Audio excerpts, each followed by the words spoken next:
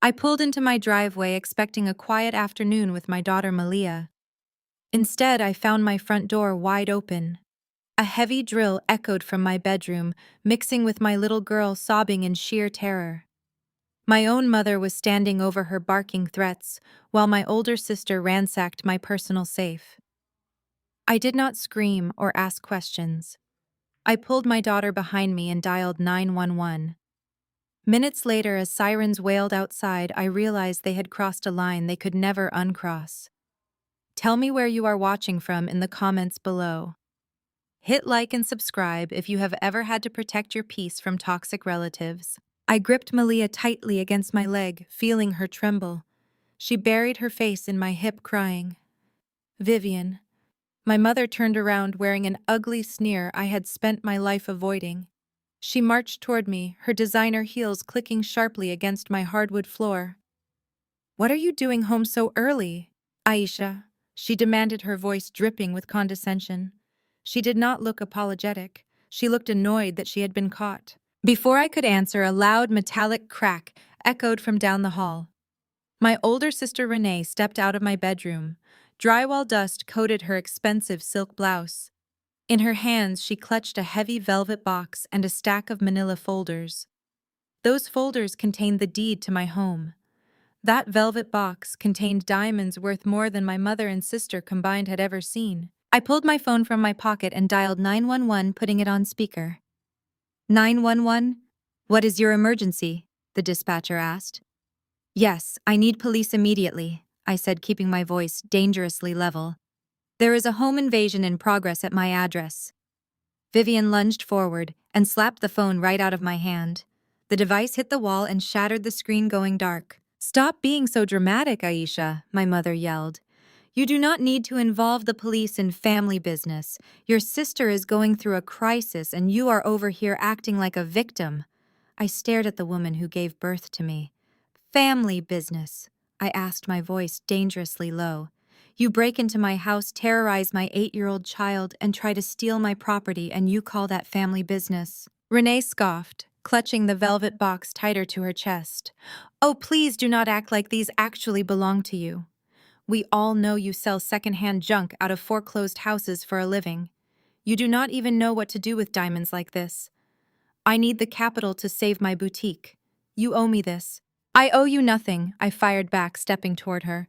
Malia whimpered and I paused, keeping myself positioned between my child and my sister. You have taken my things since we were teenagers, Renee. Mom made me give up my college fund so you could pay for your wedding. She made me hand over my first car so you would not have to take the bus for your internship. But you are not walking out of my house with my property. Put the box down right now. Vivian stepped between us, shielding her golden child, just like she had done for 32 years. She crossed her arms, her eyes narrowing as she looked me up and down. Listen to yourself, Aisha, she scolded, shaking her head in fake disappointment. Always so bitter, always so jealous of your sister. Renee is married to a successful hedge fund manager. She has a reputation to uphold in our church community. You are a single mother selling junk. What do you need a luxury condo and diamonds for? You should be happy to help your sister. That is what a good Christian family does. You mean that is what the family scapegoat does? I corrected, refusing to back down. You expect me to just hand over my entire life savings so Renee can keep pretending she is rich. Those diamonds are not yours. That deed is not yours. Renee rolled her eyes, adjusting her grip on the stolen documents. Trent said you would overreact. He told us just to take what we needed, because you would never willingly help anyone but yourself. My blood ran cold at the mention of her husband. Trent was a wealthy white hedge fund manager who loved nothing more than using his privilege to intimidate our family. He had Vivian completely fooled while looking down on anyone who actually worked for a living. He especially hated me because I never bought into his savior complex. Where is Trent? I asked, the dread pooling in my stomach. Heavy footsteps echoed from the back of the house. The kitchen door swung open and Trent walked into the hallway. He was wearing a tailored navy suit that looked ridiculously out of place next to the heavy iron crowbar he was holding in his right hand. He had smashed my back patio door to get inside. Trent paused, looking at the shattered phone on the floor and then at Malia, who was crying silently behind my legs. His face did not register an ounce of guilt. Instead, he looked incredibly smug. "Keep your voice down, Aisha," Trent sneered, tossing the crowbar onto my counter. He straightened his tie and adjusted his cuffs. "The police are pulling up right now. I heard the sirens. Let me do the talking. You are just going to make yourself look like an angry, crazy woman." He had broken into my home with a weapon, terrified my child, and orchestrated the theft of my assets, and yet he stood there fully confident that the system would protect him. He was relying on the fact that he was a wealthy white man in a tailored suit, and I was a single black mother who was visibly angry. He thought the police would walk in, see the dynamic, and immediately take his side. I looked at my mother, nodding along with Trent's plan, willing to throw her daughter under the bus to protect her son-in-law. I looked at Renee, who was clutching my diamonds with a smirk. They had no idea who they were stealing from. They truly thought I was just an ignorant junk seller who had gotten incredibly lucky at some local estate sale. They did not know those flawless diamonds secretly had a strictly classified federal barcode etched right on the very bottom. The heavy pounding on my front door vibrated through the floorboards. Red and blue lights flashed through the living room windows, casting chaotic shadows across the walls. I kept Malia firmly tucked behind my legs as I moved to unlock the door. Two police officers stepped inside. They were alert and assessing the room with sweeping glances. Their hands rested casually near their utility belts. Before I could utter a single word, Trent moved. The transformation was sickeningly flawless. The arrogant intruder who had just threatened me evaporated. In his place stood a calm, composed, and deeply concerned professional. He smoothly slid the heavy iron crowbar behind the kitchen island out of their immediate line of sight. He walked toward the officers with his hands open and visible, his tailored navy suit practically screaming respectability and authority. "Officers, thank goodness you are here," Trent said, his voice dropping into a soothing baritone. "I am Trent Sterling. We had to rush over here tonight. My sister-in-law Aisha is having a severe mental health episode, and we are just trying to keep everyone safe." I stared at him in absolute disbelief. The sheer audacity of his lie was staggering. He had broken my back door, shattered the glass, and invaded my home, but he was standing there playing the savior. "That is a lie," I said, keeping my voice as steady as possible. "They broke into my house. My mother and sister were ransacking my bedroom while my daughter was in the room. They are stealing my property." The taller officer, a man with a stern face and graying hair, looked from me to Trent. I was breathing heavily. My hair was disheveled from rushing home. I was clutching my terrified daughter. I looked like a woman on the edge of a breakdown. Trent looked like a man who owned the building. Vivian did not miss a beat. My mother threw her hands over her face and let out a loud, dramatic sob. It was a performance I had seen 100 times before. Growing up, whenever Renee got caught shoplifting or failing a class, Vivian would march into the principal's office and cry, just like this, blaming everything on extreme family stress. Now she was using those same tears against me. My poor daughter Vivian wailed, leaning heavily against Trent for support. "Officer, it breaks my heart to see her like this. She has been so unstable lately. We are just trying to help her pack her things. She is being evicted, you see. She sells used furniture and she just cannot make ends meet. The stress has completely broken her mind. We just wanted to get my granddaughter out of this toxic environment." I felt a cold knot form in my chest. Evicted, unstable, toxic. They were weaving a narrative so tight and so deeply rooted in stereotypes that I could feel the trap closing around me. They were banking on the fact that society is always eager to believe the worst about a single black mother struggling to get by. Renee chimed in from the hallway, discreetly tucking the velvet box containing my diamonds into her oversized designer purse. We tried to talk to her, but she just started screaming. She said, her voice trembling with fake anxiety. "We are just so worried she might hurt herself or the little one." I took a step forward, pointing at Renee. "She has my property in her bag. Search her bag right now. They broke my safe." "Ma'am, I need you to step back and lower your voice," the younger officer said immediately.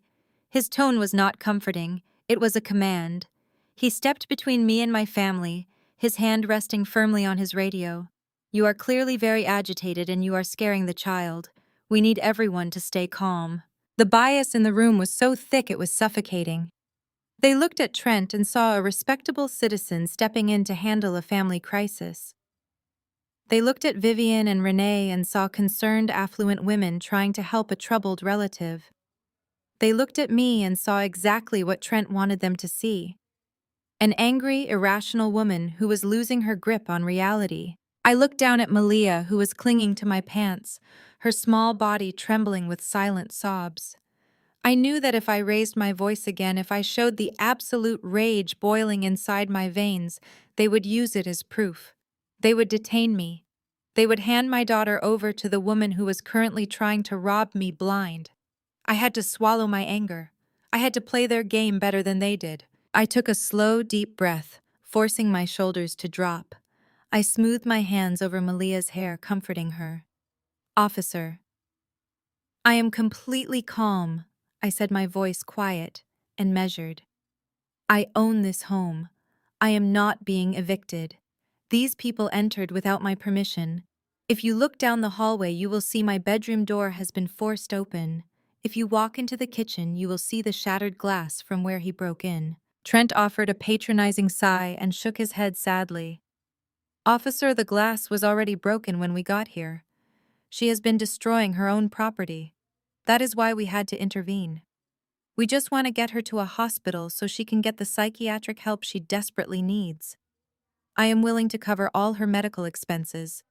We just want her to be well." The older officer turned to me, his expression softening into something worse than anger. It was pity. "Look, ma'am, your family is clearly trying to help you," he said, adopting the slow, careful tone you would use with a confused child. "It is a tough economy. Eviction is stressful. But we cannot have you making false accusations against people who are just trying to make sure you and your daughter are safe. Why do not you let your brother-in-law help you pack a bag? We can get some medics down here to evaluate you." He was going to let them take my things. He was going to let Trent escort me to a psychiatric hold while Renee walked out the front door with millions of dollars in federal evidence. The realization was terrifying, but it also brought a strange, crystalline clarity to my mind. Trent stepped closer to me, bridging the gap. The officers relaxed their posture, clearly thinking the wealthy patriarch of the family was de-escalating the situation. Trent reached out and placed a heavy hand on my shoulder, squeezing my collarbone tightly enough to cause pain, while maintaining a look of brotherly concern for the officers. He leaned his head down until his mouth was just inches from my ear. His expensive cologne masked the rotten reality of his character. "See?" Trent whispered, his voice so low the police could not possibly hear him. "Nobody believes you, Aisha. You are just a loud, crazy failure. You always have been. Do not make this harder than it has to be. Hand over the rest of the contents from the safe and sign the property release tomorrow. If you do not, I will make sure they take your kid to a foster home tonight." He pulled back and gave me a sympathetic smile, patting my shoulder gently. "It is going to be okay," Aisha Trent said loudly for the room to hear. "We are going to get you the help you need." I looked at his smug face. I looked at Vivian dabbing her dry eyes with a tissue. I looked at Renee clutching the stolen velvet box. They really thought they had won. They thought their privilege and their lies were an impenetrable shield. I did not scream. I did not cry. I simply smiled back at him. It was a cold, calculated smile that made the false sympathy falter on Trent's face for a fraction of a second. I reached over to the entryway console table and picked up my tablet. I swiped my finger across the screen. "They might not believe me, Trent," I said, my voice echoing clearly through the sudden silence of the living room. "But they believe in 4K resolution." I swiped my finger across the smooth glass of my tablet. The massive flat-screen television mounted on my living room wall blinked to life. A high-definition video feed filled the room, casting a bright glow over the tense standoff. The footage was undeniable and perfectly clear. It showed the exterior of my back patio in vivid color. Trent was caught dead center on the screen. He was wielding that heavy iron crowbar like a common street thug. He swung it backward and smashed it directly into the reinforced glass of my patio door. The sound of shattering glass echoed from the television speakers, filling my living room with the undeniable truth. The officers stopped breathing. The older officer instinctively moved his hand back to his utility belt. The younger one stepped away from Trent, placing a solid physical distance between himself and the man who had just lied to his face.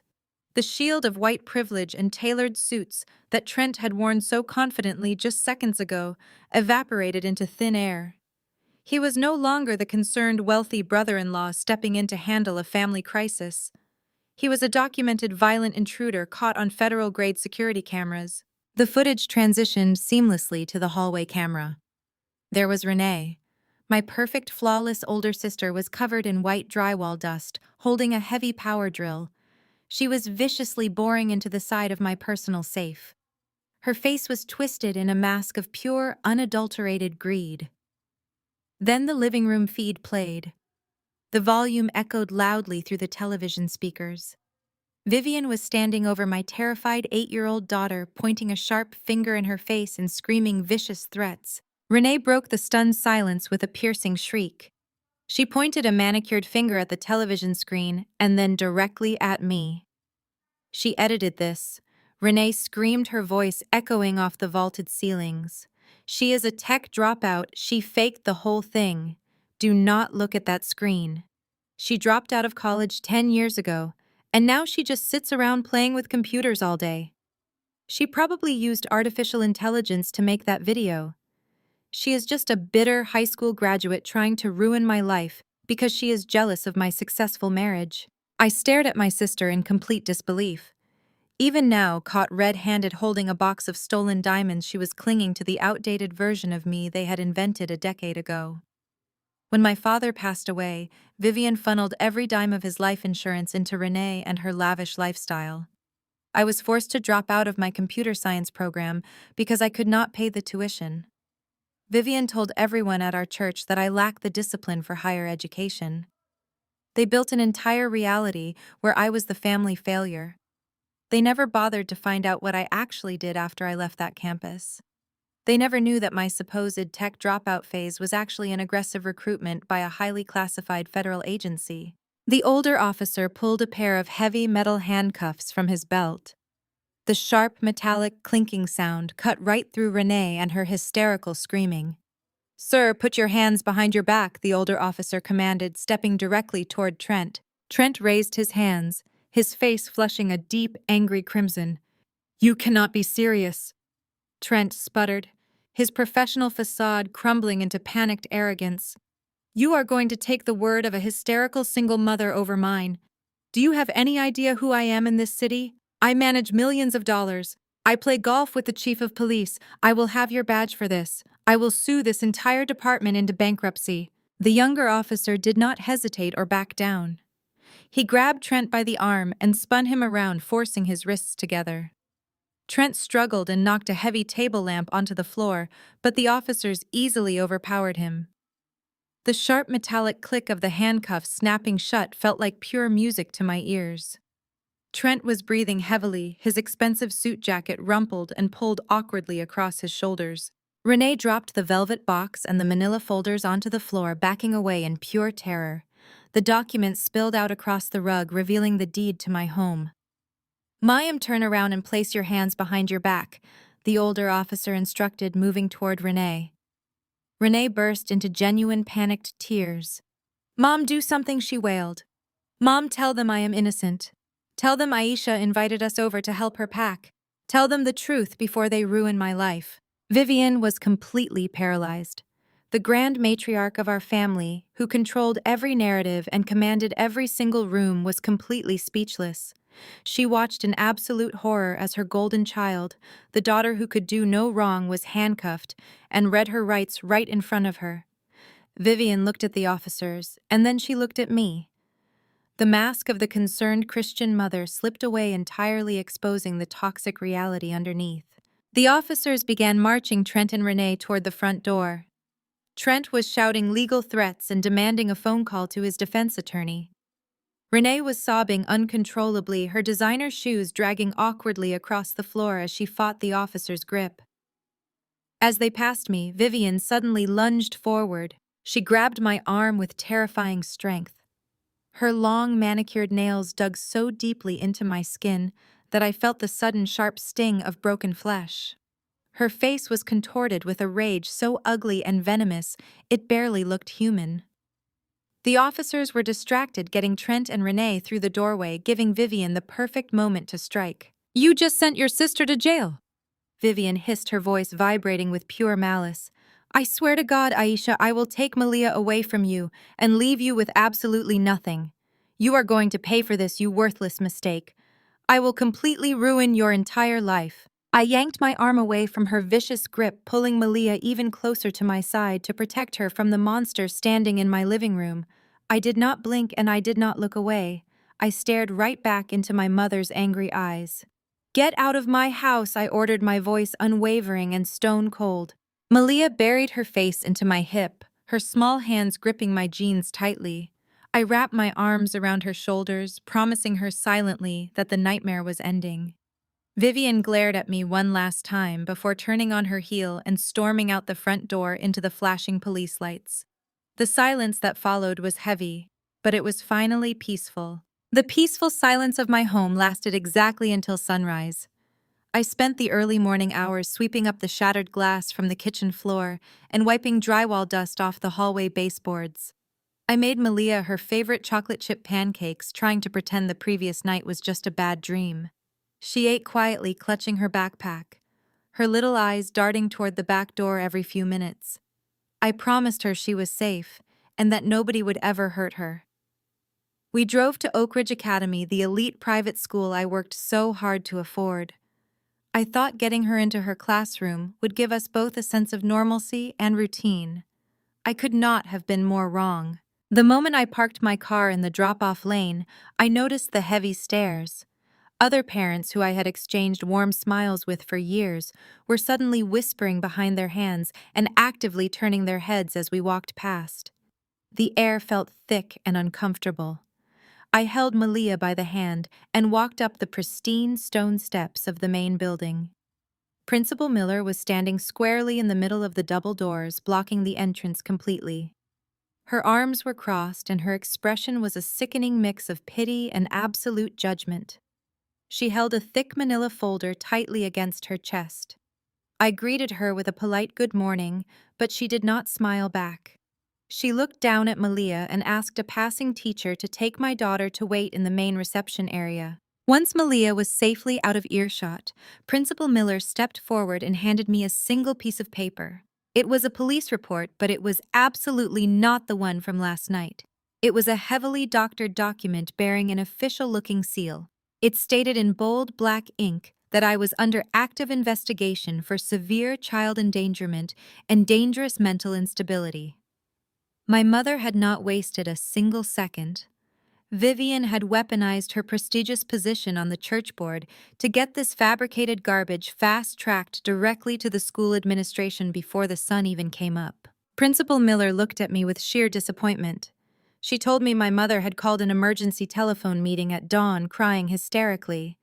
Vivian claimed I had suffered a violent psychotic break and aggressively attacked my own sister and brother-in-law when they came to check on me. I tried to defend myself. I tried to tell her it was a malicious lie and that I had video proof of them breaking into my home, but the principal simply shook her head, holding up her hand to silence me. She stated the school had a strict zero-tolerance policy and had to prioritize child safety above all else. She told me Malia was officially suspended until the investigation was cleared by Child Protective Services. I was forced to walk back into the reception area and take my confused daughter by the hand, leading her back out to the parking lot. I felt a cold, heavy rage building deep inside my chest. Before I could even reach my car, a heavy hand grabbed my shoulder, spinning me around. It was Elder Thomas. He was one of the most influential men in our church congregation and a close personal friend of my mother. He looked at me with deep, utter disgust. He did not bother lowering his voice. He wanted the other parents to hear him. He told me my mother had used her connections to bail Trent and Renee out of jail just before midnight. He said Vivian was completely heartbroken over my wicked actions. You had to go and frame that good man just because you are jealous of your sister's successful marriage. He scolded me right there on the pavement, pointing a thick finger in my face. You have always been so bitter, Aisha. You drop out of school, you sell junk to make a living, and now you try to destroy your own blood because you cannot stand to see Renee happy. Your mother warned us you were spiraling out of control, but I never thought you would stoop to filing false police reports against your own family. He spoke to me like I was dirt beneath his shoes. He completely bought into the golden child narrative my mother had spent decades perfecting. In his eyes and the eyes of the entire church, Renee was the flawless, successful socialite, and I was the unstable, jealous failure who ruined everything. I looked at Elder Thomas and realized arguing with him would only feed the angry, unstable stereotype they were actively trying to paint me with. I gripped Malia's hand tighter and walked away, getting us both into the car and locking the doors. My hands were shaking against the steering wheel, but my mind was racing with absolute clarity. I knew exactly how to fight this specific battle. Oak Ridge Academy was a snobbish institution, but they cared about one thing above all else, which was money. If I could prove financial stability and pay off the rest of the year in one lump sum, it would immediately discredit my mother's claims of my life falling apart. I pulled out my phone and logged directly into the school parent portal. I decided to pay the entire $20,000 tuition balance right then and there to prove I was completely stable and financially secure. I typed in my primary bank account details, routing numbers I knew by heart, and hit submit. The screen loaded for an agonizing second before flashing a bright red error message stating the transaction was denied due to a block on the account. I frowned, my heart skipping a beat. I quickly pulled out my wallet and typed in the numbers for my backup premium credit card. I hit submit again. Denied. A cold sweat broke out on the back of my neck. I dialed my bank customer service line immediately, my fingers fumbling over the keypad. The wait on hold felt like hours, as cheerful elevator music mocked my rising panic. Finally, a live teller answered the phone. I quickly gave her my social security number and security pins, demanding to know why my cards were declining when I had more than enough funds to cover the charge. There was a long, uncomfortable shuffling sound on the other end of the line, followed by the furious clicking of a keyboard. "Ma'am," the teller stammered, her voice shaking slightly with hesitation. "I am looking at your profile right now, and your accounts have been entirely frozen." I asked her what she was talking about, demanding to know who authorized a freeze on my personal checking accounts without contacting me first. She paused again, taking a sharp breath before answering. She told me the accounts were locked at 6 o'clock this morning under a strict federal court order. They were frozen by my legally appointed financial executor. I asked her to read the name on the legal document. The teller cleared her throat and read the name aloud. The paperwork was filed by a Mr. Trent Sterling. I dropped my phone onto the passenger seat of my car. The absolute audacity of what he had done washed over me in a wave of freezing cold terror. Trent had not just bailed himself out of jail. He had weaponized the entire legal system against me before I even had time to process the morning. I looked at Malia sitting quietly in the back seat.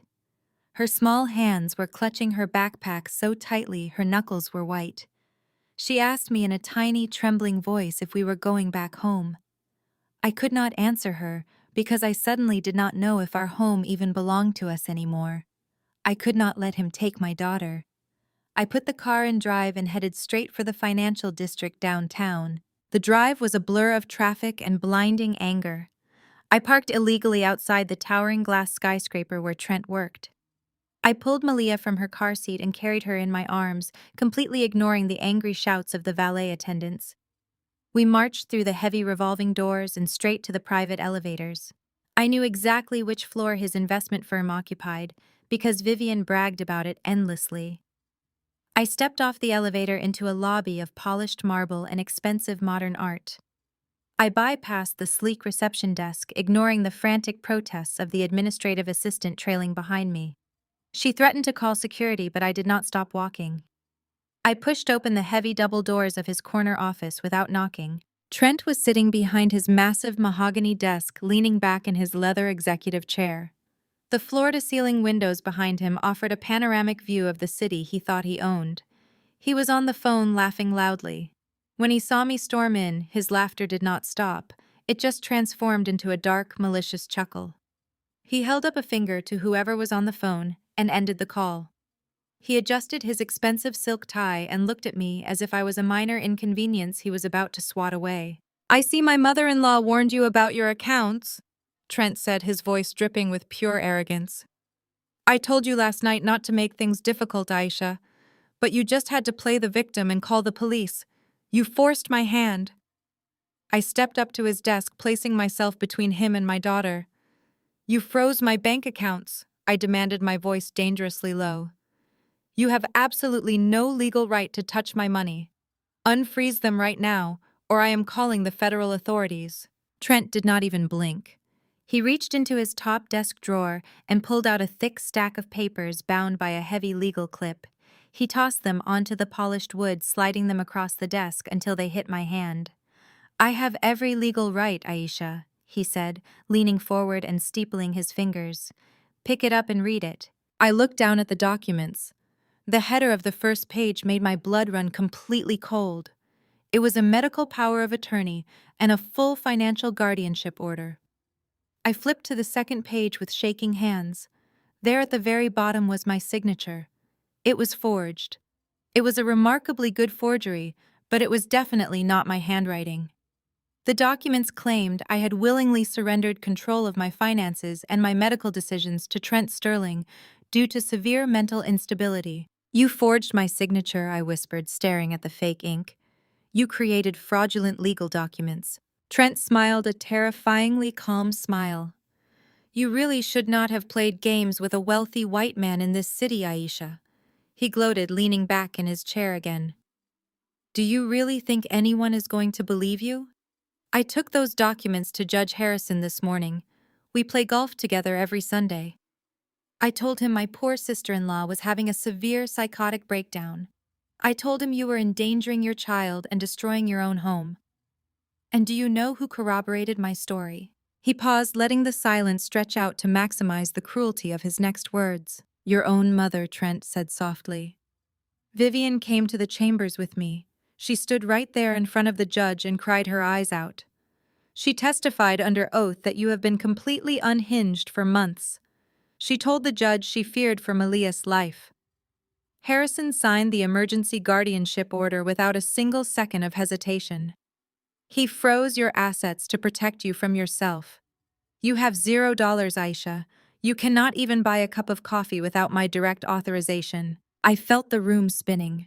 My own mother had perjured herself to help a wealthy white man financially ruin her own daughter. She had thrown me completely to the wolves just to protect Renee from the consequences of a home invasion. Trent had engineered a situation where I was completely trapped. Without money, I could not hire a lawyer to fight the guardianship. Without money, I could not pay Malia's tuition. Without money, I could not even buy groceries to feed my child. He had effectively erased my existence with a few pieces of paper and a forged signature. Trent stood up and walked around the desk. His expensive dress shoes made no sound on the thick carpet. He stopped a few feet away, looking down at me with absolute contempt. "You thought you were so clever last night," Trent sneered, crossing his arms over his chest. "You thought casting that little security video to your television would send me to prison. But you forgot how the real world works. The system is designed to protect people like me. It is designed to crush people like you. And right now, you are completely crushed." He reached out and tapped the fraudulent legal documents on his desk with one manicured fingernail. "I am going to give you exactly one chance to fix this mess," Trent said, his voice dropping into a deadly serious tone. "You are going to march down to the police station today and drop every single charge against me and Renee. You are going to tell the detectives that you had a mental break and hallucinated the entire home invasion. Then you are going to sign the deed to your condo over to my holding company. And finally, you are going to hand over every single one of those diamonds from your safe to your sister." I stared at him. my breathing ragged and shallow. I felt Malia gripping my leg tightly, sensing the sheer danger radiating from the man in front of us. And if I do not do all of that, I asked, keeping my arms securely wrapped around my little girl. Trent smiled again, and this time, it was a smile of pure, unfiltered evil. If you do not comply by Friday morning, I will exercise my full rights as your legal guardian. Trent whispered, leaning close so only I could hear the malice in his voice. I will have you committed to a psychiatric ward for a mandatory evaluation, and while you are locked in a padded room, I will personally call Child Protective Services. With Vivian testifying against you and your bank accounts completely empty, they will not even hesitate. I will use these exact documents to put Malia into the foster care system before the weekend begins, and I will make sure you never see her again. The absolute certainty in his voice hit me like a physical blow. He was not making an empty threat. Trent was a man who destroyed lives for a living. He liquidated companies and bankrupted families without losing a single hour of sleep. My precious daughter was clinging to my leg, her tears soaking through the fabric of my jeans. She was trembling so hard her teeth were chattering. I looked at Trent standing over us, his chest puffed out with the sick pride of a predator cornering its prey. In that split second, my mind raced through every possible scenario. If I lunged at him, he would call security, and the police would arrest me for assault. If I ran, he would activate the guardianship order before I could even cross the city limits. I was standing in his fortress, surrounded by his wealth and his power. Fighting him directly in this mahogany office was exactly what he wanted me to do. It would prove his fabricated narrative that I was unhinged and violent. I realized in that suffocating moment that I had to give him the only currency men like Trent truly valued. I had to give him my complete submission. I let my shoulders slump forward. I forced the burning anger out of my eyes and replaced it with sheer, hollow terror. My knees buckled beneath me, and I dropped to the thick, plush carpet. The sudden movement made Malia whimper, but I pulled her tightly against my chest, burying my face in her shoulder. I let out a loud, broken sob, allowing the very real fear I felt for my child to fuel a completely theatrical performance. I wept loudly, letting my tears fall onto the expensive rug. "Please, Trent." I begged, my voice cracking and pitching upward into a pathetic whine. "Please do not take her. She is all I have. I will do whatever you want. Just please leave Malia out of this." The silence in the office was deafening. I kept my head bowed, refusing to look at him, but I could hear the subtle shifting of his leather shoes. He took a step closer, towering over us.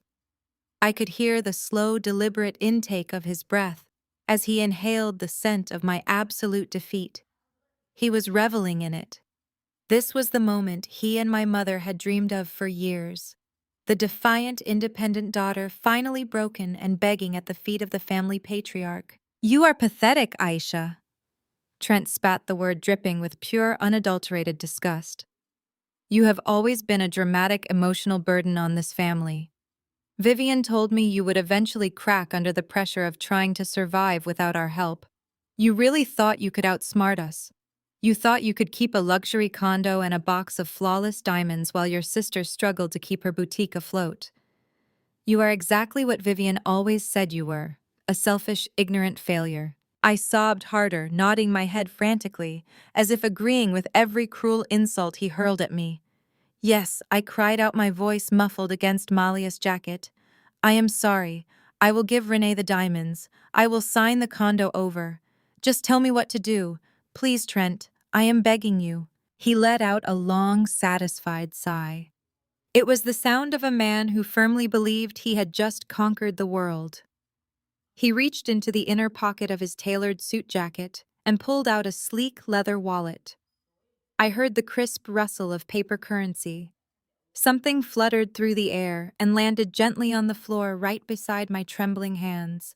I slowly lifted my head. It was a crisp $100 bill. "Take an Uber home," Trent commanded, kicking the bill closer to me with the polished toe of his Oxford shoe. "Gather your things and prepare to leave the condo. And listen to me very carefully, because I will not repeat myself. You are going to bring those diamonds to the ancestral estate this Saturday. Your mother is hosting the family annual Juneteenth gala. All the church elders and the entire board of directors will be there. You will walk in front of everyone, and you will publicly apologize to Renee for your psychotic behavior. You will hand her the diamonds in front of the entire congregation as a peace offering. I stared at the money on the floor, pretending to be completely shattered. The Juneteenth Gala was Vivian's crowning social event of the year. It was an extravagant display of wealth and status, where she paraded her perfect family in front of the city elite. Trent wanted me to humiliate myself on the biggest stage possible. He wanted my absolute destruction to be the evening entertainment. "I will be there," I whispered, grabbing the bill with a shaking hand. "I will bring everything. Just please cancel the guardianship order. I will cancel it after you publicly confess and hand over the assets." Trent sneered, turning his back on me and walking toward his desk.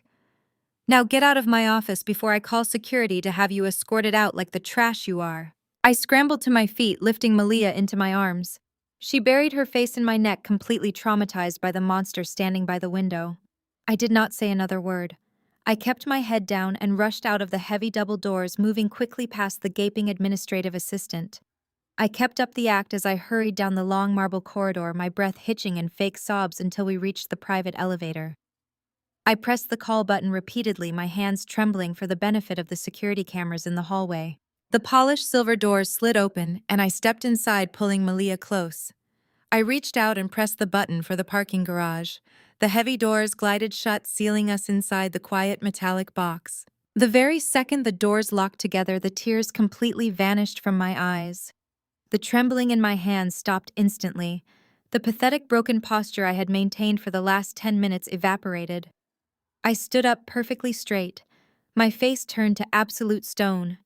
The cold, calculating rage that I had suppressed in Trent's office settled into my bones like ice. I set Malia down gently and smoothed her hair, giving her a reassuring wink. She looked up at me, her tear-streaked face relaxing as she saw the sudden, fierce determination in my eyes. She knew her mother well enough to know that the crying was over. I reached into the deep pocket of my jacket and pulled out a cheap plastic burner phone. It was completely untraceable and not connected to the bank accounts Trent had just frozen. I dialed a heavily encrypted international number that I had memorized years ago. The line rang twice before a sharp professional voice answered on the other end. "It is Aisha," I said, my voice dropping into a flat, authoritative cadence that my mother and sister had never heard in their lives. They took the bait perfectly. Trent forged the federal documents and froze the decoy accounts exactly as we predicted. There was a brief pause on the line, followed by the rapid clicking of a keyboard. "Status of the package," the voice asked. "They want the diamonds delivered to the ancestral estate this Saturday," I replied, staring at my reflection in the polished elevator doors. "Vivian is hosting the annual Juneteenth Gala. They want me to hand them over in front of the entire congregation and the church board. It is the perfect controlled environment." "Excellent," the voice responded. "We have full authorization from the director." I looked down at the $100 bill Trent had kicked at me. I crumpled it into a tight ball in my fist. "It is time," I stated firmly. "Initiate Protocol Alpha." The elevator doors slid open to the parking garage, and I walked out with my head held high. I strapped Malia into her car seat, telling her we were going on a special adventure to visit her favorite aunt. Maya was my best friend from college, and more importantly, she was a ruthless defense attorney who lived in a heavily fortified gated community just outside the city limits. Trent and Vivian had completely underestimated my network because they only valued people who belonged to their exclusive country club. They truly believed that isolating me from the family meant I had no one else to turn to in a crisis. I drove through the city streets, my heart pounding heavily against my ribs, but my mind operating with ice-cold precision. I knew Trent would not wait until Friday to execute his threats. He was the type of man who struck while his victim was disoriented and bleeding. We arrived at my condo, and I did not waste a single second. I grabbed a large duffel bag and shoved Malia's clothes, her favorite stuffed animals, and her daily asthma medication inside. I moved with frantic purpose, tossing items into bags and suitcases. I ran into my bedroom and moved the heavy oak dresser aside to access the hidden floor safe. I punched in the access code and grabbed my encrypted hard drives along with the heavy dark velvet box. I zipped the bags shut and rushed back to the car. I buckled Malia in tight, making sure she had her tablet and a thick blanket. We sped out of the neighborhood just as the sky began to darken with thick, heavy storm clouds. The drive to Maya's house felt like it took hours, but in reality it was only 40 minutes. Her neighborhood looked like an impenetrable fortress. The security guards at the massive front gate checked my identification meticulously and scanned my license plate before the heavy iron gates slowly swung open to let us inside. Maya was already waiting for me in her broad driveway. She took Malia gently by the hand and led her inside to play with her own children in the playroom. Standing in the massive marble foyer, Maya handed me a cup of hot tea and looked me dead in the eyes. She promised me that absolutely no one was getting through those front gates without a federal warrant signed by a judge. I left Malia there wrapped in the safety of a home that Trent and his corrupt golf buddies could never touch. I drove back toward my neighborhood, but I did not go home.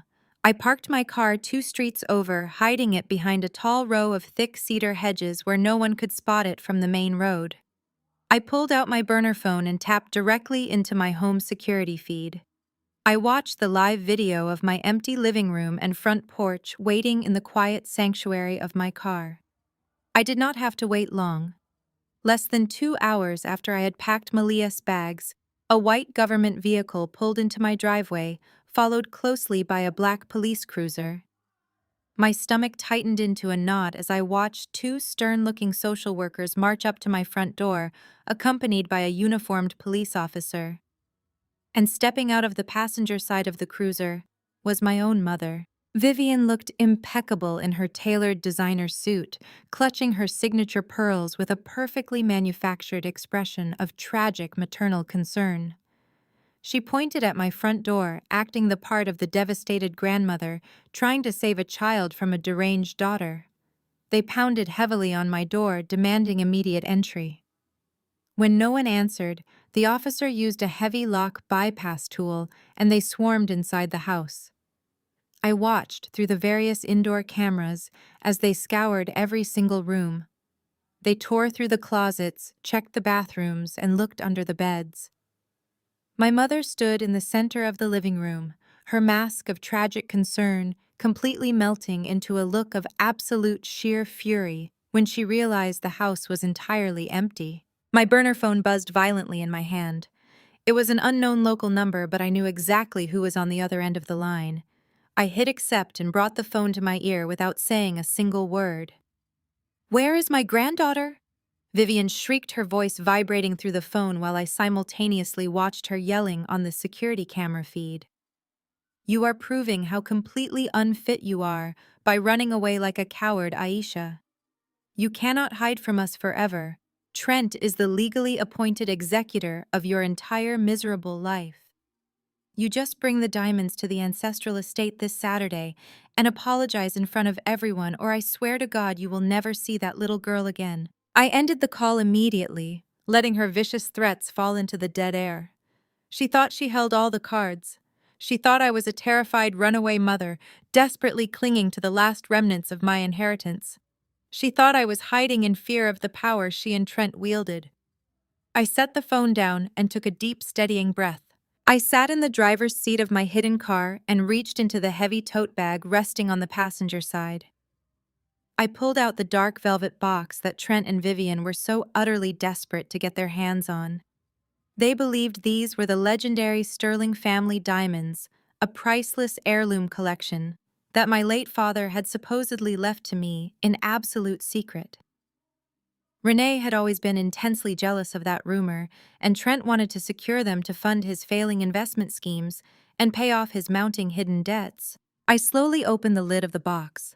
The stones caught the dim light glittering with a flawless, icy brilliance that looked completely authentic. I carefully lifted the padded velvet insert that held the heavy jewelry, pulling it completely out of the wooden box. I flipped the heavy insert over to inspect the bottom. There were no family crests or ancient jeweler marks hidden beneath the velvet. Stamped clearly across the bottom of the casing was a specialized metallic barcode. Below the barcode was a series of tiny numbers and the official insignia of the Federal Bureau of Investigation. They were not family heirlooms at all. They were government-issued bait. I sat in the driver's seat of my hidden car staring at the federal barcode stamped on the bottom of the velvet box. The storm that had been brewing all morning finally broke, unleashing a torrential downpour over the city. The heavy rain battered against my windshield, but my mind was operating with absolute flawless clarity. I placed the heavy wooden box back into my secure tote bag and put the car in drive. I drove past the wealthy manicured suburbs where my mother and sister lived their fabricated lives of luxury. I left their world of country clubs and fake smiles behind, heading straight into the gritty heart of the government district. I pulled up to a massive brutalist concrete building that occupied an entire city block. There were no signs on the exterior to indicate what happened inside these imposing gray walls. The perimeter was surrounded by reinforced steel bollards and heavy security fencing designed to withstand a bomb blast. I drove my modest car up to the subterranean security gate and rolled down my window. The armed federal guard stepped out of his reinforced booth, holding a heavy tactical rifle across his chest. His face was stern and unyielding until he leaned down and looked into my car. His entire demeanor shifted instantly. He stood up perfectly straight and offered me a crisp, respectful salute before hitting the button to open the massive steel gates. I drove down into the underground parking garage and pulled into my designated spot right next to the private executive elevators. I walked into the private elevator and scanned my retinas on the biometric reader. The heavy steel doors hissed shut, sealing off the outside world, and the cabin shot upward, taking me to the highly restricted upper floors. Elder Thomas and my mother had spent years telling the entire church congregation that I was a pathetic college dropout who sold secondhand junk on the internet just to survive. They laughed at my modest clothes and my quiet lifestyle, assuming I was a complete failure who was intensely jealous of my sister's wealthy, successful husband. They had absolutely no idea who I really was or the kind of power I wielded. I am not a junk seller. I am the Director of Asset Liquidation for Federal Seizures. When the Federal Bureau of Investigation or the Drug Enforcement Agency takes down a cartel boss or a corrupt Wall Street billionaire, they seize everything the criminals own. They seize the sprawling mega mansions, the fleets of luxury sports cars, the offshore bank accounts, the fine art, and the vaults full of blood diamonds. My job is to appraise, secure, and quietly auction off those illicit assets to fund further covert government operations. I am the person who physically liquidates the empires of the most dangerous criminals on the planet. The jewelry my family supposedly thought I inherited was actually bait from a highly classified sting operation. I stepped off the elevator and walked through a sprawling maze of glass corridors. Federal agents and forensic financial analysts in dark suits nodded respectfully to me as I passed their desks. I entered my corner office, which was heavily fortified and filled with secure server terminals and encrypted communication devices. I sat down at my desk and quickly bypassed 4 separate security firewalls to access the deepest layers of the federal financial database. I typed Trent Sterling into the search matrix and hit enter. I watched as the glowing screens populated with decades of his hidden financial history. Trent loved to parade around the city, acting like a genius investor who had a magic golden touch for the stock market. He threw lavish parties and wore custom-tailored suits to project an image of untouchable wealth. But the federal database told the real ugly story. Trent Sterling was not a financial genius at all. He was running a massive, elaborate Ponzi scheme that was currently on the verge of complete and total collapse. I read through the classified financial briefs with a cold sense of absolute satisfaction. Trent had spent the last 5 years taking money from wealthy investors, including half the elders at my mother's church, and using it to fund his extravagant lifestyle. He was paying off the early investors with the money he collected from the new ones. But the well had finally run dry. The market shifted, and his investors started asking for their money back. Desperate to keep the scheme alive and avoid prison, Trent had made a fatal, catastrophic mistake. He had borrowed $12 million from a ruthless European crime syndicate.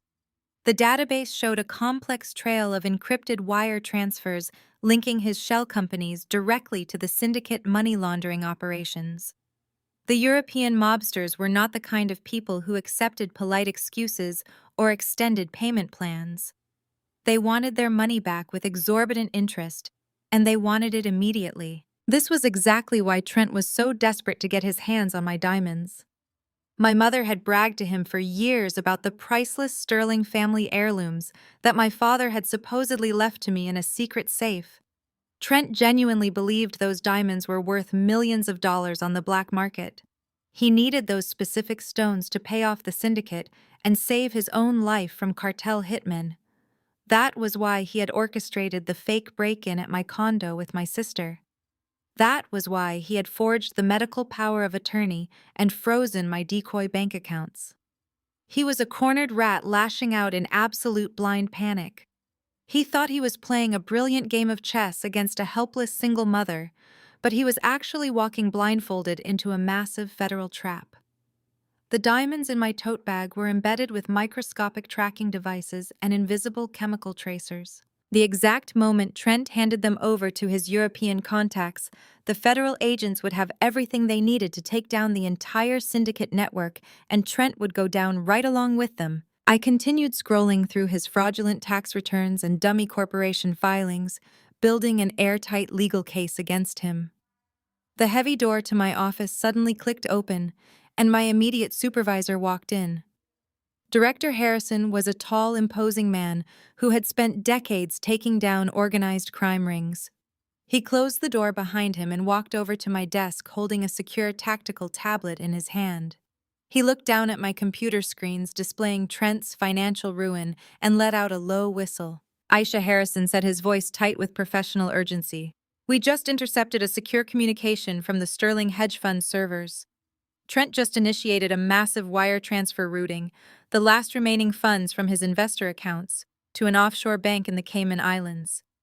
Our intelligence indicates he is liquidating everything he has left before the feds catch on. I leaned back in my leather executive chair, crossing my arms over my chest.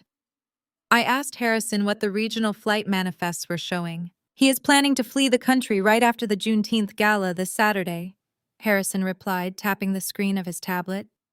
He has a private charter jet booked out of the regional airport for midnight. He thinks he can take the diamonds from you at the gala, hand them off to the syndicate courier to buy himself some time, and then disappear to the islands before the Ponzi scheme officially collapses on Monday morning. I looked out the reinforced glass window of my office, watching the rain continue to batter against the city skyline. My mother and my sister were busy picking out their expensive designer gowns for the gala, completely oblivious to the fact that their golden ticket was about to leave them bankrupt and disgraced. They had treated me like absolute garbage for my entire life, while worshiping a man who was actively stealing millions from their own community. I turned back to Director Harrison and let a slow, cold smile spread across my face. Let him pack his bags, I said, my voice steady and completely devoid of any mercy. Let him put on his expensive tuxedo and stand up in front of the entire church congregation acting like the king of the world. Let him think he has finally won the game and broken me, because he will not make it to the airport. Saturday night arrived with the heavy, humid heat typical of a southern summer. The ancestral family estate stood at the end of a long, sweeping driveway, lined with ancient oak trees that dripped with Spanish moss. My great-grandfather had built this sprawling mansion with his own two hands, turning a modest plot of land into a symbol of Black excellence and generational wealth. Tonight it was illuminated by hundreds of floating lanterns and string lights casting a golden glow over the manicured lawns and the marble statues. The annual Juneteenth Gala was the absolute pinnacle of high society in our city. The entire church congregation was there, mingling with local politicians, federal judges, and wealthy elites who controlled the financial heartbeat of the state. Luxury vehicles lined the circular driveway, and the faint sound of a live jazz quartet drifted through the humid air, mixing with the scent of expensive perfume and catered food. I stepped out of my unmarked government vehicle and handed the keys to a valet who looked at me with wide eyes. I was not wearing the modest clearance rack clothing my family expected from the pathetic junk seller they loved to mock. I wore a stunning custom-tailored crimson gown that hugged every curve of my body and swept the ground with a dramatic heavy silk train. The deep red fabric was a deliberate choice. It was the color of confidence and the color of absolute retribution. I walked up the wide marble steps of the grand entrance, feeling the weight of the microscopic earpiece hidden deep within my left ear canal. Director Harrison and 24 heavily armed federal agents were listening to every sound, monitoring the perimeter, and posing as catering staff, holding silver trays of champagne. The heavy mahogany doors were pinned open to the warm night air. I stepped inside the grand foyer, and the cheerful chatter of the party immediately faltered. Heads turned in my direction as whispers rippled through the crowd of wealthy socialites and church elders. Before I could even hand my light evening wrap to the coat check, my sister Renee materialized from the crowd like a venomous snake sensing fresh prey. She wore a silver sequined dress that looked incredibly expensive, but lacked any real class or elegance. She marched right up to me, her eyes scanning my crimson gown with a mixture of intense jealousy and pure, unadulterated disgust. "Did you rent that dress?" Renee hissed, her voice low enough to avoid drawing a scene, but sharp enough to cut glass. "Take it off right now before you embarrassing us any further. You look absolutely ridiculous trying to pretend you belong in a place like this. Where is the box, Aisha? Tell me you brought it, or Trent will make sure you are sitting in a jail cell by tomorrow morning." I looked down at her, feeling absolutely nothing but a cold, hollow pity. I reached into my elegant evening clutch and pulled out the dark velvet box. I handed it to her without saying a single word. Renee snatched it from my hands with greedy, desperate fingers. She snapped the heavy lid open and gasped as the flawless diamonds caught the light of the massive crystal chandelier hanging above us. She did not even bother to inspect the bottom of the velvet insert where the federal barcode rested. She simply pulled the heavy diamond necklace from the box and immediately fastened it around her own neck. The tracking devices and chemical tracers were now resting directly against her skin, recording her every movement for the federal database. She turned her back to me, completely dismissing my existence, and walked straight toward a group of wives belonging to the church board of directors. "Look what my wonderful husband got for me," Renee boasted loudly, touching the diamonds so everyone could see them sparkle. "Trent is simply the most generous man in the world. He wanted me to have something truly special to celebrate our beautiful family and his incredible success." I watched her parade the federal evidence around the room, playing the part of the adored wealthy wife. Trent was standing near the grand staircase, holding a glass of expensive bourbon and laughing loudly with a local city councilman. He was shaking hands with the exact same people he was actively robbing blind to fund his failing Ponzi scheme. He had no idea that I had spent the entire morning looking at his classified financial records on the federal database. He owed millions to a dangerous European syndicate, and those fake diamonds resting on his wife's neck were his only ticket out of the country. He looked at Renee and the diamonds and then shot me a look of pure, smug victory. He puffed out his chest, believing the transfer was complete. He thought he had successfully secured his stolen assets and broken my spirit in one masterful move. He checked his heavy gold watch, adjusting his tailored cufflinks. He was counting down the hours until his midnight flight to the Cayman Islands. I touched my ear subtly, acknowledging a quick status check from Director Harrison, who was standing near the kitchen doors dressed as a sommelier. "Target has acquired the package," Harrison whispered through the encrypted channel, his voice completely flat. "Trent Hedge Fund just initiated a massive wire transfer to an offshore account, and he is planning to flee the country right after the gala. All units hold position and prepare for lockdown." I smiled faintly to myself, staring right at Trent. Let him pack, I thought. He will not make it to the airport. The live jazz music suddenly died down, replaced by the sharp feedback of a microphone. My mother, Vivian, stood on the upper landing of the grand staircase, looking down at the sea of wealthy guests. She wore a pristine white gown that made her look like an angel of mercy gazing upon her flock. The crowd fell entirely silent, turning their complete attention to the matriarch of the family.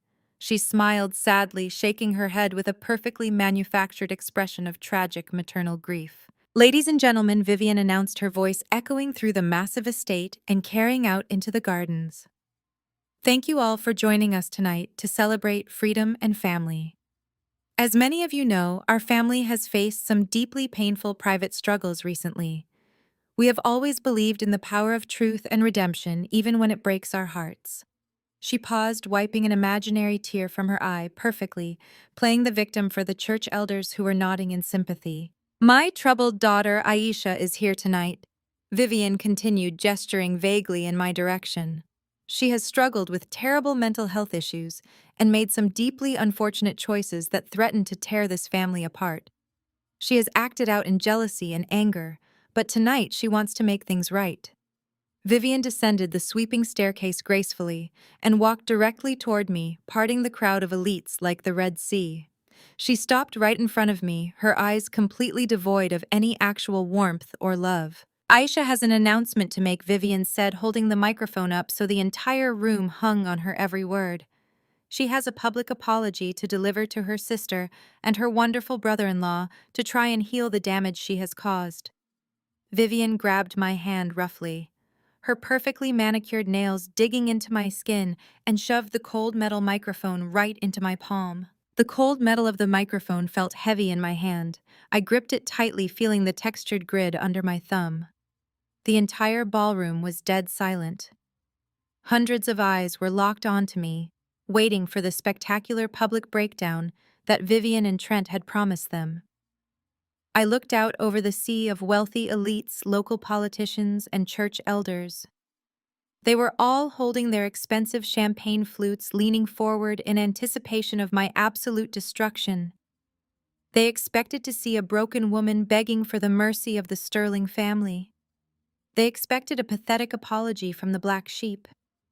I slowly scanned the room until my eyes landed on Trent. He was standing near a massive marble pillar, sipping a glass of expensive dark whiskey. He looked incredibly smug. His chest was puffed out and he gave me a slight commanding nod, signaling that it was time for me to grovel at his feet. I brought the microphone to my lips and took a slow, deliberate breath. "My mother is right." I spoke clearly into the microphone, my voice echoing powerfully through the massive estate speakers and bouncing off the vaulted ceilings. "I do have an apology to make tonight." Vivian smiled, a sickeningly sweet expression of triumph settling onto her face. She took a step back, crossing her arms and waiting for me to publicly surrender. I locked eyes with Renee, who was standing near the front row of guests. She was practically vibrating with joy, her hand resting proudly on the heavy diamond necklace draped around her throat. She thought she had finally won the lifelong competition she had created in her own mind. I looked at the church elders sitting in the front row. They had judged me for years based on the vicious lies my mother told them. Now they were about to hear the undeniable truth. "I apologize," I continued, keeping my voice perfectly flat and authoritative, "to the Federal Bureau of Investigation for bringing stolen federal evidence into this house." A collective gasp rippled through the massive ballroom. The cheerful atmosphere shattered instantly, replaced by a wave of shock and utter confusion. Women in sequined dresses whispered furiously behind their hands, while local politicians awkwardly set their drinks down on passing silver trays, clearly wanting to distance themselves from whatever scandal was about to unfold. The sickening smile vanished from Vivian's face in an instant. Her eyes widened in horror as she realized the script had suddenly changed. She lunged forward, reaching out with her manicured hands, trying to snatch the microphone away from me. I sidestepped her effortlessly, stepping out of her reach and leaving her stumbling awkwardly in her expensive white designer gown. I turned my attention directly to my sister, making sure my voice carried to the very back of the estate. "Renee, that beautiful necklace you are wearing right now," I said, watching the color drain completely out of her face. "It was seized from a cartel money laundering bust exactly 3 weeks ago. You and your husband broke into my house to steal highly classified federal property." Renee let out a short, panicked gasp. Her hands flew to her neck, clutching the diamonds as if they were suddenly burning her skin. She yanked at the heavy clasp, trying to get the necklace off, but her fingers were trembling too violently. The wealthy guest standing near her immediately took several steps back, treating her like she was radioactive. No one in that room wanted to be standing next to someone wearing stolen cartel assets. Renee looked frantically around the room, her eyes wide and terrified, searching for Trent to fix the situation. The illusion of her perfect wealthy lifestyle was collapsing right in front of her country club friends, and she was powerless to stop it. Trent shoved his way to the front of the crowd, his face flushed red with a mixture of rage and panic. He laughed loudly, a forced, booming sound that was meant to project absolute confidence and regain control of the falling narrative. He took another sip of his whiskey, trying to look like the calm, unbothered patriarch dealing with a hysterical relative. He thought his expensive suit and his smooth words could overpower the sheer force of federal authority. "She is completely delusional," Trent shouted, projecting his voice over the murmurs of the confused guests. He pointed his heavy crystal glass directly at me, his eyes narrowing with vicious intent.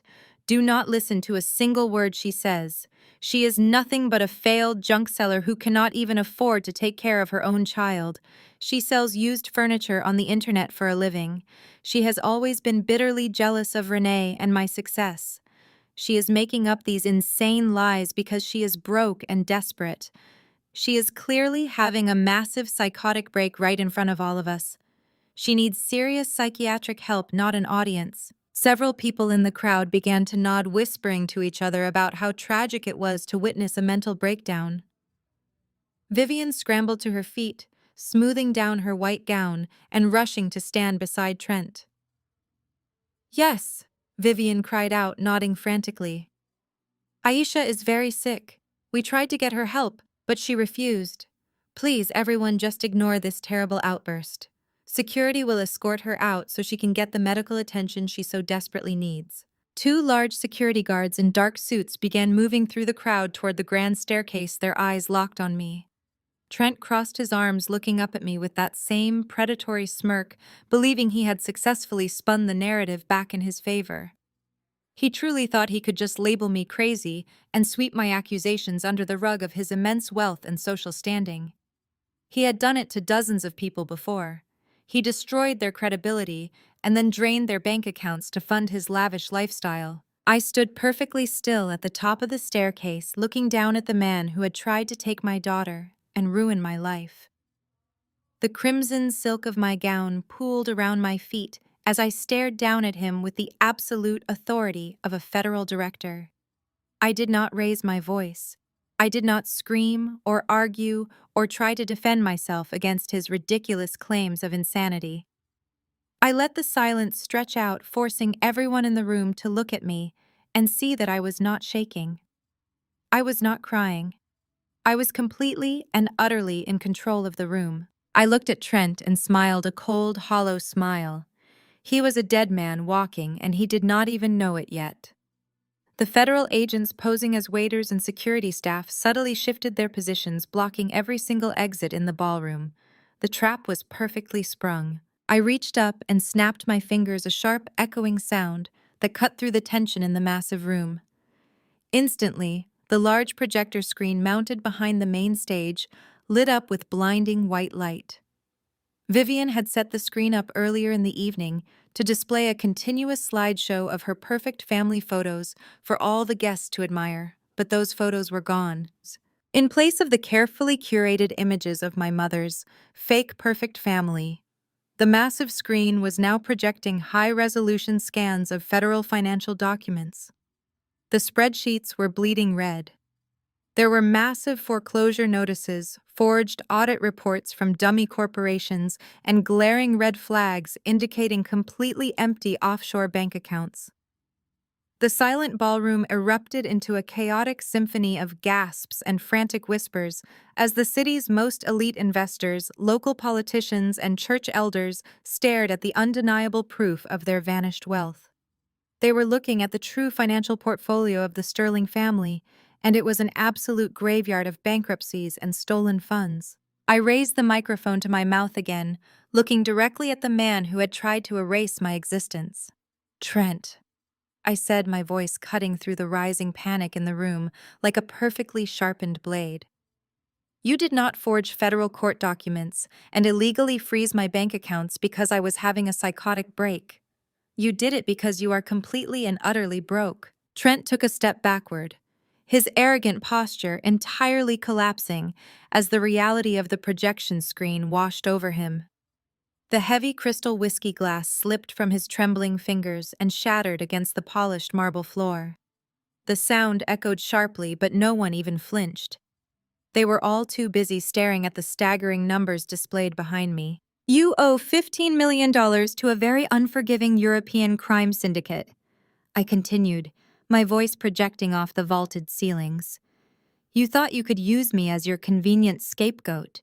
You thought you could declare me legally incompetent, steal my assets to pay off your dangerous debts, and then run away while my mother helped you lock me in a psychiatric ward.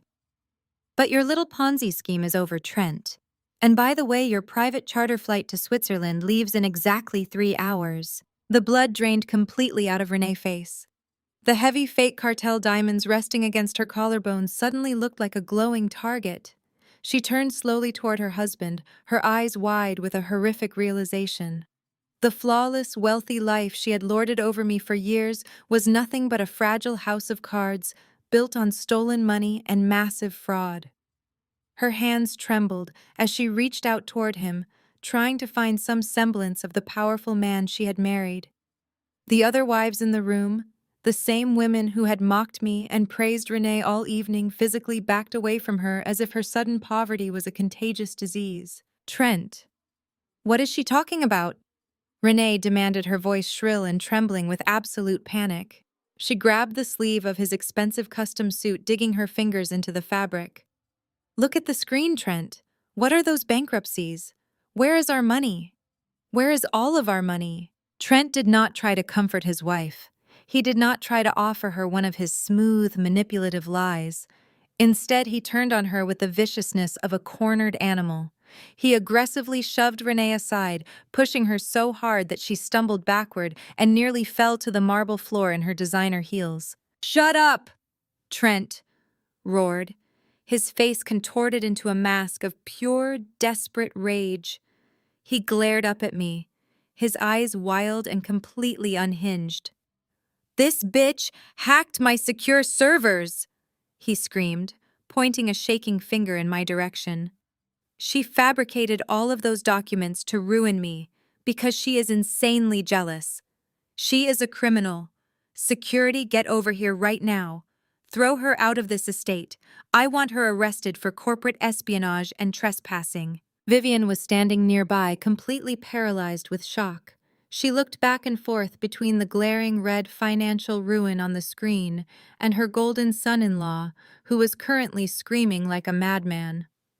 The perfect family image she had sacrificed me to protect was burning to ash right in front of her eyes. The church elders, who had always treated her with such deep reverence, were now whispering furiously, pulling out their cell phones to frantically call their own financial advisors. Generations of carefully built legacy were being unraveled in a matter of seconds, and my mother was entirely powerless to stop the hemorrhage. She clutched her pearls, her mouth opening and closing without producing a single sound. Trent continued to scream, demanding that the estate security team take me down.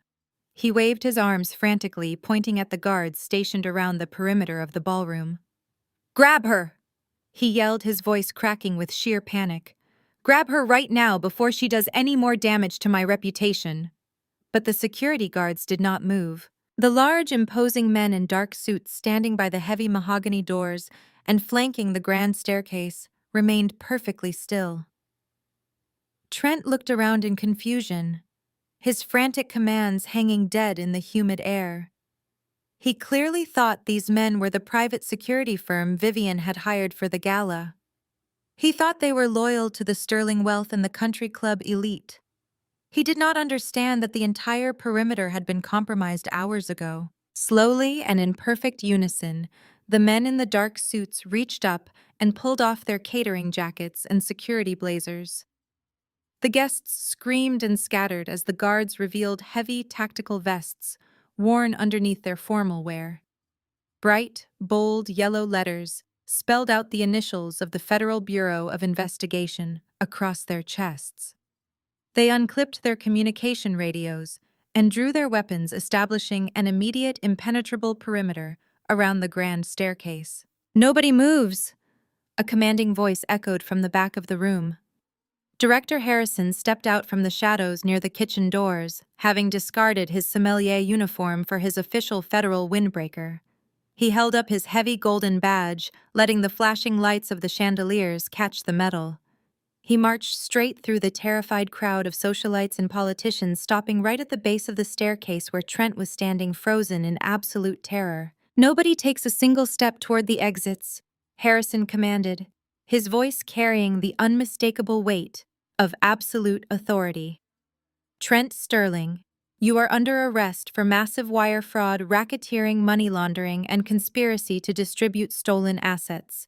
You have the right to remain silent, and I strongly suggest you use it." I stood at the top of the stairs, holding the microphone and watching the glorious destruction of the man who had tried to take my daughter away from me.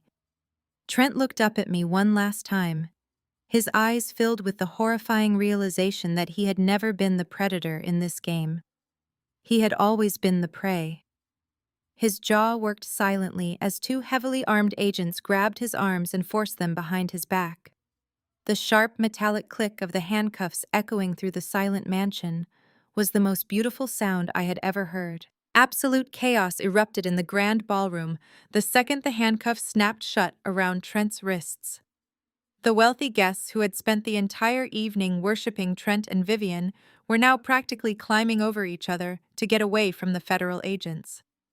Local politicians abandoned their expensive champagne glasses on silver trays and scrambled toward the garden exits, desperate to avoid the flashing federal badges and the impending scandal. The church elders huddled together in small, panicked groups, murmuring furiously about the millions of dollars they had blindly invested in Trent's fraudulent hedge fund. Their faces were pale and drawn as they stared at the massive projector screen, still displaying the absolute ruin of their retirement accounts. Renee was sitting on the polished marble floor, weeping hysterically, while a female federal agent carefully unclasped the cartel diamond necklace from her throat and dropped it into a heavy plastic evidence bag. The silver sequined dress my sister was so proud of now just looked like a cheap costume. She had spent her entire life trying to be better than me, trying to prove that her choices were superior and her lifestyle was untouchable. Now her husband was in federal custody, and the flawless, wealthy life she had lorded over everyone was exposed as a complete criminal fabrication. She was screaming at Trent, begging him to tell her it was all a terrible mistake, but Trent could not even look at her. The arrogant Wall Street king was reduced to a sweating, trembling coward as the agents dragged him toward the mahogany doors. Vivian watched her golden son-in-law being hauled away like a common criminal. She saw her carefully crafted empire of high society, influence burning to the ground right in front of her. Generations of pristine family legacy were dissolving into federal indictments and public humiliation. Her eyes darted frantically around the room, assessing the catastrophic damage and desperately looking for an immediate escape route. Vivian had always been a master of manipulation, and she realized instantly that the only way to salvage her precious reputation was to completely abandon the man she had worshipped for years. She turned toward me, and her face instantly transformed. The cold, calculating glare she had given me all evening vanished completely. It was replaced by a mask of pure, overwhelming maternal relief. She clasped her hands together over her chest and rushed up the grand staircase, ignoring the federal agents securing the perimeter. She wanted the entire congregation to see us as a united front. She needed to perform for the crowd. "I knew he was a crook!" Vivian cried out, her voice perfectly pitched to reach the terrified church elders huddled below. She let out a dramatic sob that echoed through the foyer. "Aisha, honey, you saved us." Trent manipulated Renee, and he manipulated all of us. We had no idea he was such a monster.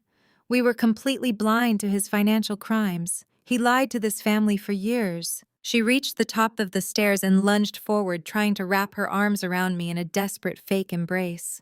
She needed the photo op. She needed the narrative to shift from her being a greedy accomplice to her being a tragic, helpless victim who was rescued by her brilliant, estranged daughter. The sheer audacity of her performance was breathtaking. She had spent my entire life making me feel like a worthless burden, and now she was trying to use me as her personal shield against federal prison. "We are the victims here, Aisha," Vivian pleaded, her voice trembling with heavy manufactured tears. She reached out with her manicured hands, trying to grab my shoulders. "Trent forced us to search your house. He told us you were dangerous and unstable. He said you were hoarding stolen property and we were just trying to protect the family from your supposed madness. He threatened us, Aisha. He is a dangerous man, and we had absolutely no choice but to do exactly what he said. Please, you have to tell these agents that we had nothing to do with his illegal business.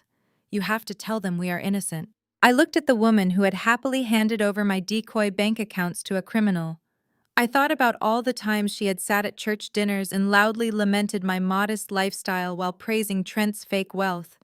I stepped backward, letting her empty arms grasp at the humid night air. The crimson silk of my gown brushed against the marble steps as I put physical distance between us. I looked down at her, feeling a deep, absolute sense of disgust. "Do not play the victim, Mom," I said, my voice perfectly steady and echoing across the quiet marble foyer. "Do not stand there in your white dress and act like a helpless, innocent bystander who was tricked by a bad man. You loved his money too much to ever ask where it came from. You worshipped his offshore accounts and his custom suits while you treated your own flesh and blood like garbage. You helped him forge medical documents to have me committed because you wanted a cut of whatever he found in my house." Vivian froze, her fake tears drying up instantly. Her hands dropped to her sides, and a flash of genuine panic crossed her perfectly contoured face. She realized I was not going to play along with her desperate narrative. The church elders were watching us intently, hanging on every single word. The federal agents stood silently at the base of the stairs, recording the entire interaction. Because Trent did not just steal from his wealthy Wall Street clients, I continued projecting my voice so every person in the room could hear the absolute truth. He did not just drain the retirement funds of the church congregation. He was desperate to pay back a ruthless European crime syndicate, and he needed massive amounts of liquid cash to keep his Ponzi scheme afloat for the last 6 months. He was bleeding money every single day just to keep up the illusion of his perfect wealthy lifestyle. I paused, letting the weight of my words settle over the stunned crowd. Vivian took a slow, terrified step backward. Her pristine facade was finally cracking, and the ugly truth was bleeding through. She looked exactly like the cornered rat she was. "Do you know where he got that capital, Mom?" I asked, staring directly into her terrified eyes. "Do you know exactly whose accounts he drained to buy himself those last 6 months of luxury before the feds caught up with him?" The silence in the grand foyer was so absolute you could hear the soft rustle of the oak trees outside the open doors. My mother stared at me, her carefully painted lips trembling as the blood completely drained from her face. She knew exactly what I was talking about, but she could not bring herself to say the words out loud. The church elders standing in the front row began to shift uncomfortably, looking between Vivian and the federal agents holding Trent. They were suddenly realizing that the financial ruin displayed on the massive projector screen was not just a distant Wall Street problem, it was a local tragedy that was about to hit terrifyingly close to home. I slowly reached into my evening clutch and pulled out a thick manila envelope. It was heavy with the weight of absolute, undeniable truth. I held it up, letting the warm light of the crystal chandelier illuminate the official federal seals stamped across the front. The heavy paper made a sharp, crisp sound as I pulled back the flap. Vivian took another step backward, her hands flying to her mouth as she recognized the legal bindings of the documents inside. Her eyes darted to the federal agents and then back to the envelope, her perfect facade shattering into a million jagged pieces. "6 months ago, Mom," I said, my voice echoing through the silent mansion with a calm, deadly precision. "You signed over the deed to this ancestral home. You took the home that our great-grandfather built with his bare hands, and you gave it to Trent so he could quote-unquote invest it for you. A collective gasp ripped through the crowd of church elders. Elder Thomas, who had spent years telling the entire congregation that I was a pathetic failure, let out a low groan of pure, absolute disgust. Elder Jackson actually turned his head away, unable to look at my mother. In our community, generational wealth is sacred. It is not just money or property. It is a testament to the blood and sweat of the people who came before us. My great-grandfather had purchased this land during the brutal era of segregation. He worked himself to the bone out in the unforgiving southern heat, turning a modest plot of dirt into a sprawling, beautiful estate. It became a powerful symbol of Black excellence and sheer resilience. He had built this massive mansion, so his descendants would always have a place of safety and power in a world that constantly tried to keep them down. And Vivian had simply handed it away. She had taken the ultimate symbol of our family legacy and signed it over to a smooth-talking white son-in-law just to make a quick buck. She traded our history for the illusion of even more wealth to buy more designer dresses and throw more lavish parties. The betrayal was so profound, so deeply offensive to the elders, that several of them physically turned their backs on her. The murmurs of sympathy that Vivian had enjoyed just moments ago instantly mutated into harsh, angry whispers of fierce condemnation. They looked at her not as their elegant church leader, but as a traitor to her own bloodline. Vivian looked around the room, her eyes wild with panic as she watched her entire social standing evaporate into the humid night air. She saw the disgust on the faces of the women she had played bridge with for decades. She saw the federal agents documenting her every word. She threw her hands out in front of her, shaking her head frantically as if she could physically push the ugly truth away. "It was an investment," Vivian stammered, her voice cracking into a high-pitched, pathetic whine. "It was a secure investment, Aisha. He said he would double the value of the estate within a single year. He promised me we could use the massive profits to build a brand new community center for the church. He said it was just a temporary transfer of assets to secure a much larger portfolio. I was doing it for the family. I was doing it for our future and for the congregation." She pointed a trembling finger at Trent, who was still standing at the bottom of the staircase in federal handcuffs. He was staring blankly at the marble floor, completely defeated. "He tricked me!" Vivian cried out, heavy tears streaming down her face and ruining her expensive makeup. "He manipulated me just like he manipulated Renee. He is a monster who preyed on my absolute trust and my good intentions. You have to believe me, Aisha." I looked at the woman who had spent my entire life calling me a bitter disappointment. She was standing in a custom white designer gown covered in expensive fine jewelry, desperately trying to play the innocent victim, while standing on the floorboards of the house she had secretly sold out from under us. She had eagerly handed over our great-grandfather's legacy because her endless greed was far stronger than her respect for our ancestors. She wanted more money, more power, more superficial influence, and she did not care what she had to sacrifice to get it. I reached into the manila envelope one more time and pulled out a single sheet of heavy white paper. It was stamped with a bright red seal from the state bank. I held it high in the air, letting everyone see the bold black letters printed across the top. "He did not invest it, Mom," I said, my voice dropping to a low, dangerous pitch that carried to every single person in the room. "He did not put the money into a secure portfolio or a high-yield hedge fund. He leveraged the entire estate to pay off the immediate interest on his massive debts to the European syndicate. He used our ancestral home as collateral to keep his Ponzi scheme alive just a little bit longer." Renee let out a loud, agonizing wail, dropping her face into her hands as she sat hunched on the marble floor. She realized that her husband had not just stolen from wealthy strangers. He had cannibalized their own family to buy her those expensive sports cars and fake cartel diamonds. The entire foundation of their luxurious life was built on the ashes of our great-grandfather's hard work. She sobbed uncontrollably, the reality of her utter ruin finally crashing down on her shoulders. "And he defaulted." I continued taking a slow, deliberate step down the marble staircase toward my mother. The syndicate drained his remaining accounts and the bank came calling for the deed. Trent stopped making the payments 3 months ago, and you were too busy planning this ridiculous gala to even notice the warning letters arriving in the mail. Vivian shook her head violently, stepping back until her spine hit the ornate mahogany banister. No, she whispered, her voice barely audible over the shocked murmurs of the crowd. No, that is impossible. Trent told me everything was fine.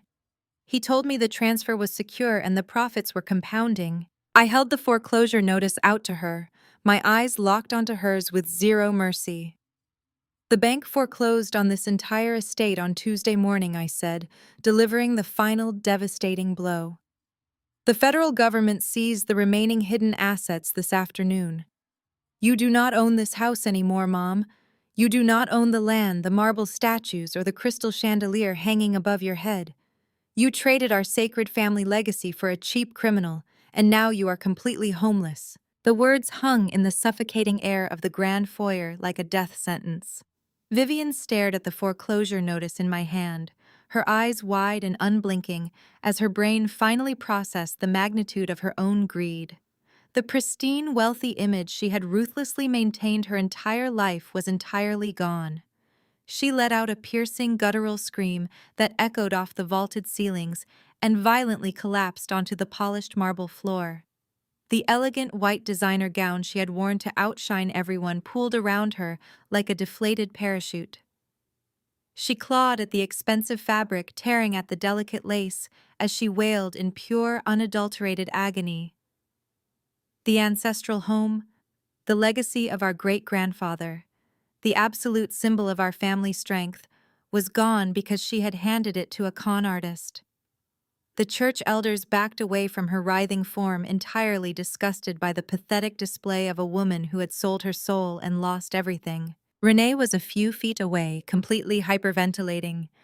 Her chest heaved as she watched her mother rolling on the floor in absolute despair, while federal agents tightened their perimeter around the room. The fake cartel diamonds resting against her collarbone suddenly felt like a burning, heavy chain of guilt. She began frantically tearing at the complicated clasp behind her neck, her perfectly manicured fingers scratching her own skin in her sheer desperation to get the jewelry off. She thought if she could just take it off, the federal agents might somehow forget she was wearing stolen assets funded by a dangerous criminal syndicate. She whimpered, pulling at the heavy stones, but a tall female FBI agent stepped forward immediately and grabbed her shaking wrists. "Leave it on, ma'am," the agent said, her voice firm and devoid of any sympathy. "It is evidence." Renee let out a pathetic, choked sob as her hands were forced down to her sides. She was officially a walking crime scene, and there was absolutely nowhere she could hide from the blinding flashlights of the tactical teams sweeping the ballroom. In the midst of the total chaos, Trent saw his one fleeting window of opportunity. The agents standing near the grand staircase had briefly turned their attention to Vivian, screaming on the marble floor. With a sudden burst of pure, desperate adrenaline, Trent aggressively shoved past a terrified church elder and made a wild, desperate run for the French doors leading to the massive estate gardens. The heavy glass shattered loudly as he crashed right through it, not even bothering to use the brass handle. The agents immediately yelled for him to halt, their heavy boots thudding against the floorboards, but Trent was already sprinting across the manicured lawn. He was running through the meticulously landscaped hedges in the exact same frantic, terrifying way he had broken into my house just a few months ago. Back then, he was the arrogant predator coming to destroy my life and frame me for his financial crimes. Now he was nothing but a terrified rat, scurrying through the dark, desperately trying to escape the massive federal trap that had snapped completely shut around him. He tore through the expensive rose bushes, leaving shredded delicate petals and broken branches in his chaotic wake. He scrambled toward the heavy wrought iron security gates at the very back of the property, clearly thinking he could slip through the pedestrian exit and disappear into the wealthy, dark neighborhood beyond. His custom Italian suit was snagged on sharp thorns, and his expensive leather shoes slipped wildly on the damp grass.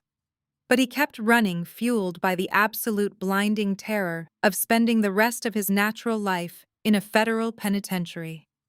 He reached the towering metal gate and grabbed the heavy iron handle, panting heavily as sweat poured down his arrogant face. But just as he pushed his weight against the iron bars, a blinding array of red and blue lights illuminated the dark night sky.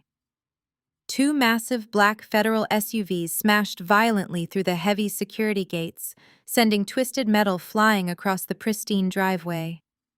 The massive vehicles screeched to a halt, completely blocking his only escape route and trapping him against the brick perimeter wall. Before Trent could even turn around to run the other way, 4 heavily armed tactical agents swarmed him from the shadows of the garden. They hit him with the force of a runaway freight train, tackling him violently to the ground. His face was shoved hard into the wet, muddy soil, ruining his perfect features and completely destroying his $1,000 suit. The dark mud seeped into his crisp white collar as the agents pinned his arms behind his back, pushing his face deeper into the dirt while reading him his federal rights over the sound of the roaring vehicle engines. Back in the brightly lit foyer, the sound of the metal gates crashing outside echoed loudly, causing the remaining guests to freeze in absolute terror. Renee watched through the broken French doors as the flashing red and blue lights illuminated her husband's pathetic capture in the mud. The last shred of her arrogant delusion evaporated completely into the humid night air. She was not going to a luxury resort in Switzerland. She was not going back to her massive penthouse overlooking the city skyline. She was going to be questioned by the FBI, and her entire fraudulent life was going to be stripped away piece by humiliating piece. The wealthy socialites she had mocked all evening were now whispering furiously, pointing their cell phones at her, and recording her absolute monumental downfall. The total humiliation she had always tried to force onto me was now entirely her own. Renee slowly turned away from the broken glass doors and looked up at me, standing at the top of the marble staircase. The smug, superior sneer she had worn since our childhood was completely gone, replaced by the panicked, frantic expression of a woman who knew she was about to lose her freedom and her status. She scrambled forward on her hands and knees, completely ignoring the sharp pieces of broken glass that cut deeply into her bare shins. She crawled toward the bottom of the stairs, her silver sequined gown dragging through the spilled champagne and the dark dirt tracked in by the tactical agents. Her heavy, expensive mascara was running down her cheeks in thick black rivers, making her look completely unhinged and wild. "Aisha, please, Renee," begged, her voice cracking into a shrill, pathetic shriek that silenced the murmuring crowd. She reached out, grabbing the polished marble banister, as if trying to pull herself up to my level. "Please, Aisha, you have to help me. You are the only one who can fix this disaster. I am your sister. We are family. You have to tell them I did not know anything about the stolen money." I looked down at her, feeling absolutely nothing. There was no sympathy, no sisterly bond, no lingering pity for the woman who had spent decades trying to destroy my self-worth and steal my peace.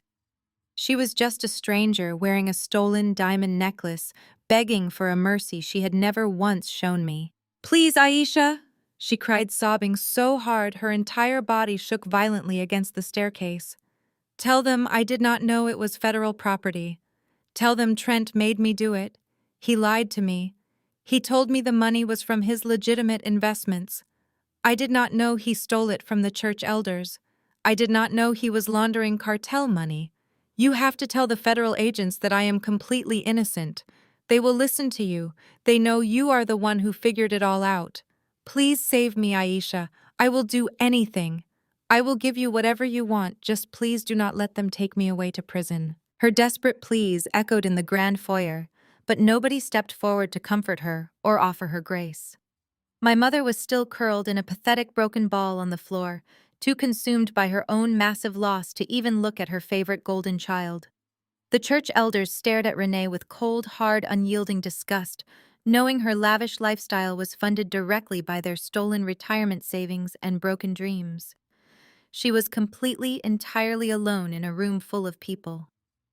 I stood at the top of the stairs holding the foreclosure notice and looking down at the woman who had happily helped lock me in a psychiatric ward just so she could steal my assets. I remembered the cold, cruel smile on her face when the police dragged me away from my daughter. I remembered how she had proudly stood next to Trent and told the authorities that I was completely delusional and dangerous. I took a slow, deliberate breath, letting the profound, heavy silence of the room amplify my final words. Just like you told the police, I was crazy when Trent framed me. I asked, my voice smooth and perfectly flat. No. The female federal agent did not hesitate for a single second. She grabbed Renee by the arms, twisting them behind her back with a swift, practiced motion that offered absolutely no grace. The sharp metallic click of the handcuffs echoed loudly over Renee, continuing hysterical sobs.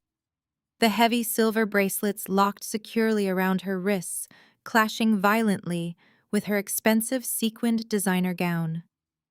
The illusion of the flawless golden child, the untouchable favorite daughter, who could do absolutely no wrong, was completely and utterly shattered. The wealthy church members who had spent the entire evening and the better part of 3 decades praising Renee were now physically recoiling from her. Their faces were twisted into masks of pure, unadulterated disgust. They whispered furiously among themselves, shaking their heads as the glittering princess of their community was reduced to a weeping criminal suspect on the floor of a foreclosed mansion. Renee twisted wildly against the agent's grip, her perfect salon blowout, now a tangled, chaotic mess falling across her tear-stained face. She looked frantically around the room, searching for someone, anyone to save her from the terrifying nightmare she had actively participated in creating. Her eyes darted past the disgusted church elders and the stern federal agents until they finally landed on our mother, who was still sitting on the cold marble floor, weeping selfishly over the loss of the estate. Renee let out a guttural, desperate shriek that silenced the murmuring crowd. "This is your fault!" Renee screamed, her voice completely raw and unhinged. She lunged toward Vivian, but the agent held her back firmly, pulling her arms higher to stop her momentum. "You did this to me, Mom. You told me Aisha was a nobody. You told me taking her stuff was completely fine because she owed us. You told me I was entitled to her assets because I was the good daughter. You made me believe I was completely untouchable. And now look at me. I am going to prison, Mom. I am going to a federal prison because I listened to your toxic lies my entire life." The absolute desperation in Renee's voice was deafening, but Vivian did not even flinch. The ultimate narcissistic mother. The woman who had spent my entire life putting Renee on an impossible golden pedestal completely ignored her favorite child in her darkest and most terrifying hour. Vivian did not offer a single word of comfort to her sobbing daughter. She did not try to shield her golden child from the glaring, judgmental eyes of the church elders or the cold stares of the federal agents. The exact moment her own social status and immense wealth were destroyed, her fierce maternal loyalty vanished into thin air. Renee was no longer a beautiful, wealthy trophy to parade around the country club. She was a disgraced criminal liability, and Vivian cast her aside with the exact same terrifying coldness she had always reserved for me. Vivian just continued to stare blankly at the marble floor, running her manicured hands over the polished stone as if she could somehow physically hold on to the massive property by digging her fingernails into the grout. The absolute silence that followed Renee's vicious accusation was completely suffocating. The church elders, who had always blindly followed Vivian's leadership and praised her parenting, were now staring at her with profound revulsion. Elder Thomas crossed his arms over his chest, his jaw set in a hard, rigid line of total condemnation. Elder Jackson shook his head slowly, muttering under his breath about the generational sins of the greedy finally coming to light. They were witnessing the total collapse of a local dynasty built entirely on toxic vanity and stolen funds. The perfect Christian family facade had completely melted away, exposing the rotting, selfish core underneath. The FBI agents began leading the remaining terrified guests toward the side exits, conducting brief interviews and checking identifications. The grand elegant gala that was supposed to cement Vivian and Renee at the absolute top of the city's social hierarchy had transformed into a massive, humiliating federal crime scene. The female agent tugged firmly on Renee's arm, guiding her toward the heavy mahogany double doors where Trent had just been dragged out moments before. Renee fought against the hold, digging the heels of her expensive designer shoes into the slick marble floor. She sobbed uncontrollably, begging the elders to pray for her, begging the agents to let her make one phone call, begging the universe to somehow reverse time and give her back her stolen luxurious life. But the universe was entirely out of mercy for Renee Sterling. As she was pulled past the grand staircase, she stopped, struggling for one fraction of a second. She looked up at me, her tear-streaked face pale and utterly terrified. The haughty arrogance she had worn like a heavy crown, her entire life was entirely gone. She looked exactly like the frightened, selfish child she had always been beneath the designer clothes and the stolen diamonds. I did not smile. I did not gloat. I simply watched her being escorted out the door, stepping out of my life and into the back of a waiting federal transport vehicle. With Renee and Trent finally gone, the grand foyer felt strangely empty, despite the heavy, imposing presence of law enforcement. The flashing red and blue lights from the driveway cast long, shifting shadows across the vaulted ceilings and the expensive artwork. Vivian slowly lifted her head from the floor. Her immaculate updo was completely ruined, her makeup smeared across her cheeks in dark, ugly streaks. She looked around the grand hall, taking in the massive crystal chandeliers, the sweeping curved staircase, the intricate moldings that had belonged to our great-grandfather. She realized with absolute horrifying clarity that she had traded all of this sacred history for absolute nothing. She had sold her soul to a con artist, and now the devil was collecting his dues in front of everyone she knew. She turned her body toward the staircase and began to physically crawl toward me. Her heavy white silk gown dragged across the floor, collecting dust and spilled champagne from the shattered glasses. She reached the bottom step, her hands grasping the cold marble as she looked up at me. Her eyes were wide, dilated with a terror that went far beyond mere public embarrassment. This was the deep, primal terror of total, complete ruin. She had absolutely nothing left but the daughter she had spent decades trying to destroy. Aisha, she gasped, her voice a weak, trembling whisper that barely carried over the sound of the police radios outside in the garden. The house, the ancestral home, it is completely gone. We are homeless. Where are we going to go, Aisha? Where are we going to live? She choked on a heavy sob, burying her face in her hands for a brief second before snapping her head back up. Her tear-filled eyes widened as a sudden sharp realization pierced through her blinding panic. She stared at the thick foreclosure notice still gripped tightly in my hand. The bright red seal from the state bank seemed to glow in the dim light of the foyer. Vivian's breath hitched, her chest heaving as she mentally retraced my words from just a few moments ago. She stared up at my face, looking at my calm demeanor and my expensive crimson gown.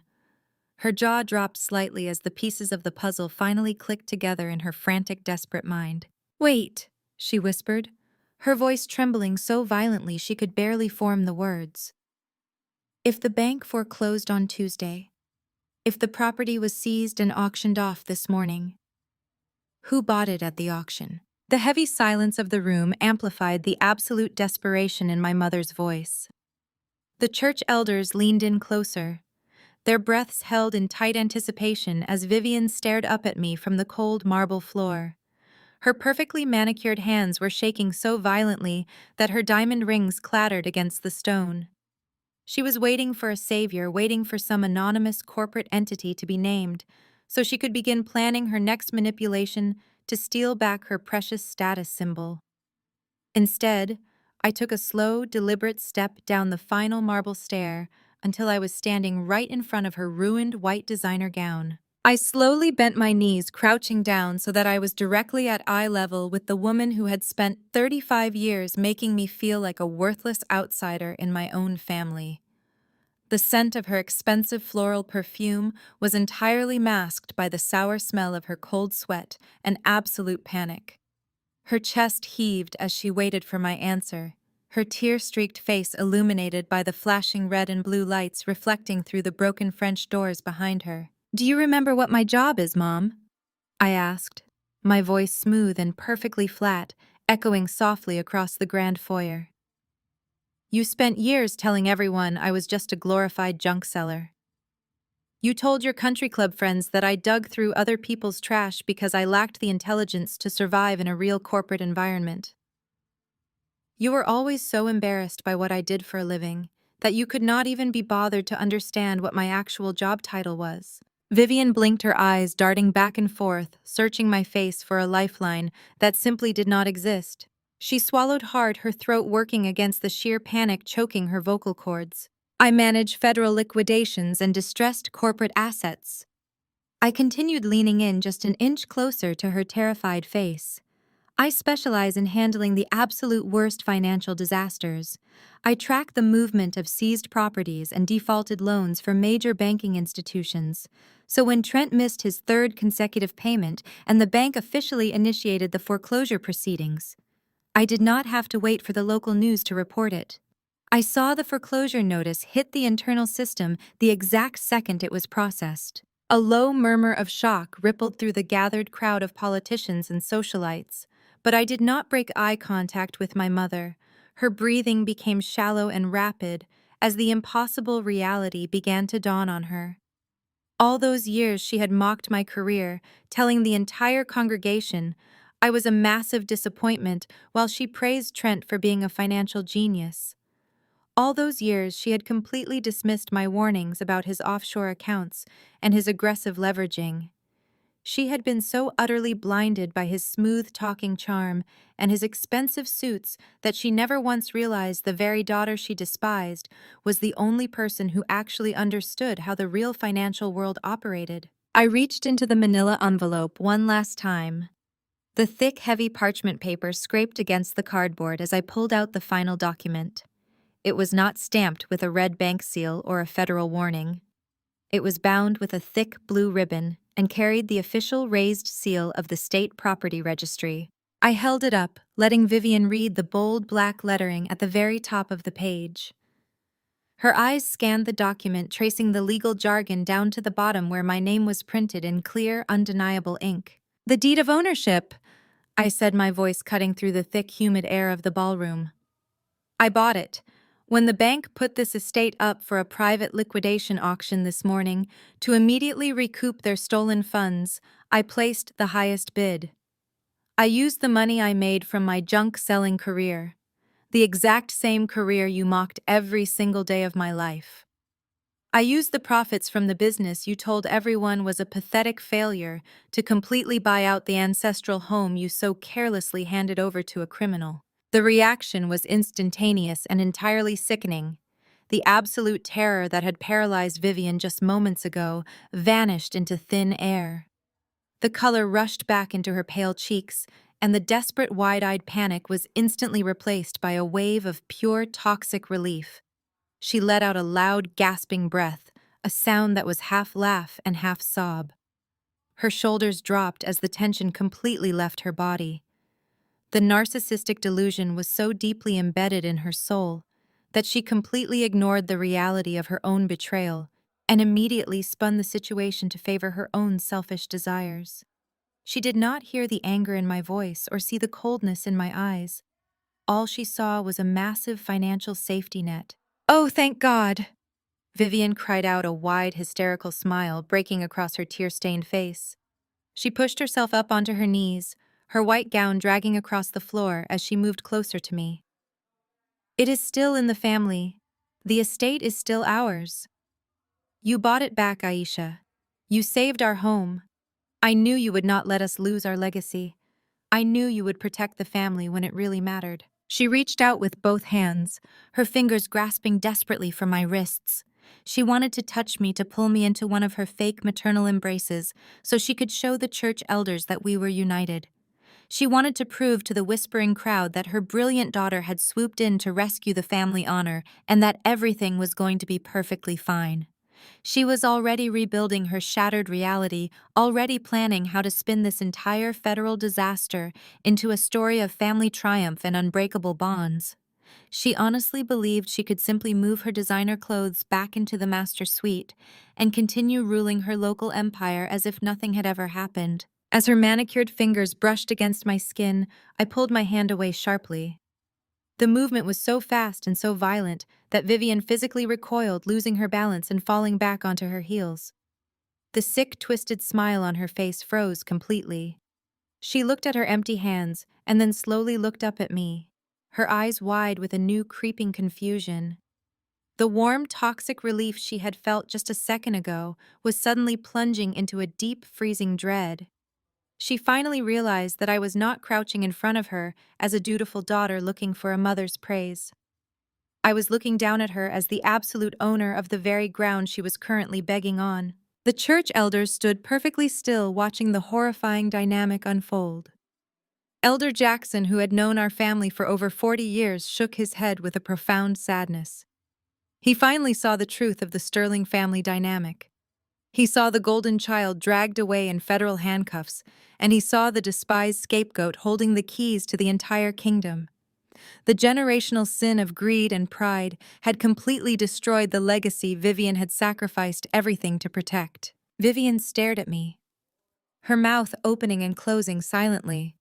She looked at the deed in my hand, and then at the cold, unyielding expression on my face. The reality was finally breaking through her thick wall of delusion. She did not own this house, and neither did the family. I owned it. And the woman holding the deed was the exact same woman she had completely abandoned just a few hours ago. She had sacrificed me to save her own skin, and now I was the only person standing between her and absolute poverty. She opened her mouth to speak, to offer another manipulation or another fake apology, but the words died in her throat as she saw the sheer finality in my eyes. She was waiting for a lifeline, but I had just cut the rope. I looked down into her wide, terrified eyes and slowly stood up to my full height. The heavy silk of my crimson gown rustled softly in the devastating silence of the grand foyer. Vivian remained on her knees, her breath coming in short, panicked gasps as she stared up at me, waiting for the answer she already knew, but was entirely too terrified to admit out loud. I let the heavy, suffocating silence stretch out, letting the absolute reality of her complete ruin settle deeply into her bones before I finally answered her. "No, Mom," I said, my voice echoing across the polished marble floor with a cold, unyielding authority. "I did not save our home. I saved my home." Vivian physically recoiled as if I had brutally slapped her right across the face. She shook her head frantically, her perfectly manicured hands gripping the delicate lace of her ruined designer gown until her knuckles turned completely white. "You gave away our sacred ancestral legacy to a smooth, talking criminal," I continued, taking a slow, deliberate step down toward her cowering form. "You took the blood and sweat of the people who came before us, and you handed it over to a con artist because of your endless toxic obsession with superficial status and your deep-seated worship of light skin and European features. You wanted the perfect wealthy country club son-in-law so badly that you completely ignored every single massive red flag staring you right in the face. You thought Trent was your golden ticket to the absolute top of the social hierarchy, but he was just a vicious parasite draining you completely dry." The church elders standing in the background began to nod their heads in slow, silent agreement. Elder Thomas, the man who had spent my entire childhood telling me I needed to be more obedient and respectful to my mother, looked at Vivian with pure, absolute disgust. The elders finally saw the ugly, undeniable truth stripped of all its expensive glamour. They saw that the elegant, sophisticated matriarch they had blindly followed and respected for decades was nothing but a hollow, greedy woman who had sold out her own bloodline for a cheap illusion of power and prestige. Elder Jackson actually turned his back to her, unable to even look at the pathetic weeping woman kneeling on the floor. The entire social foundation Vivian had ruthlessly built her life upon was completely crumbling into dust right before her very eyes, and there was absolutely nothing she could do to stop it. "You tossed me aside like absolute garbage," I said, my voice rising slightly so every single person in the room could hear the undeniable truth. "You let Renee and Trent destroy my professional reputation and lock me away in a psychiatric ward because it was more convenient for your pristine public image. You happily threw me to the wolves because acknowledging my truth would have meant admitting you made a colossal mistake. But while you were busy planning lavish charity galas and buying fake cartel diamonds with stolen retirement funds, I was working. I was tracking the federal liquidations. I was using the exact same career you mocked every single day to carefully build my own massive, undeniable wealth. I bought this grand estate back with my own blood and sweat. It belongs entirely to me now. It does not belong to you, and it certainly does not belong to your favorite golden child who is currently sitting handcuffed in the back of a federal transport vehicle." Vivian let out a low, agonizing moan, rocking back and forth on the cold marble floor. She kept repeating the word no, over and over again like a broken record. But there was absolutely no denying the official state seal on the deed clutched in my hand. She had spent her entire existence chasing an impossible standard of generational wealth, and now she was completely destitute, kneeling on the floor of a house she used to own, begging for mercy from the daughter she had always treated like a pathetic, disappointing burden. I reached into the side pocket of my evening clutch and pulled out a single crisp piece of folded white paper. It was not decorated with a blue ribbon or a fancy raised state seal. It was just standard legal document paper, but it carried more devastating weight than anything else I had shown her tonight. I held it out, letting the harsh light of the crystal chandelier catch the bold black print before dropping it carelessly onto the marble floor right in front of her shaking knees. "This is a 24-hour eviction notice," I said, my tone completely devoid of any remaining warmth or familial pity. "You are currently trespassing on my private property. You have exactly 24 hours to pack whatever fits into a single suitcase, and then you are leaving this estate forever." The words hung in the air, heavy, cold, and absolute. Vivian stopped rocking. She stared down at the eviction notice, her brain completely short-circuiting as she tried to process the horrifying fact that she was actually being thrown out onto the street.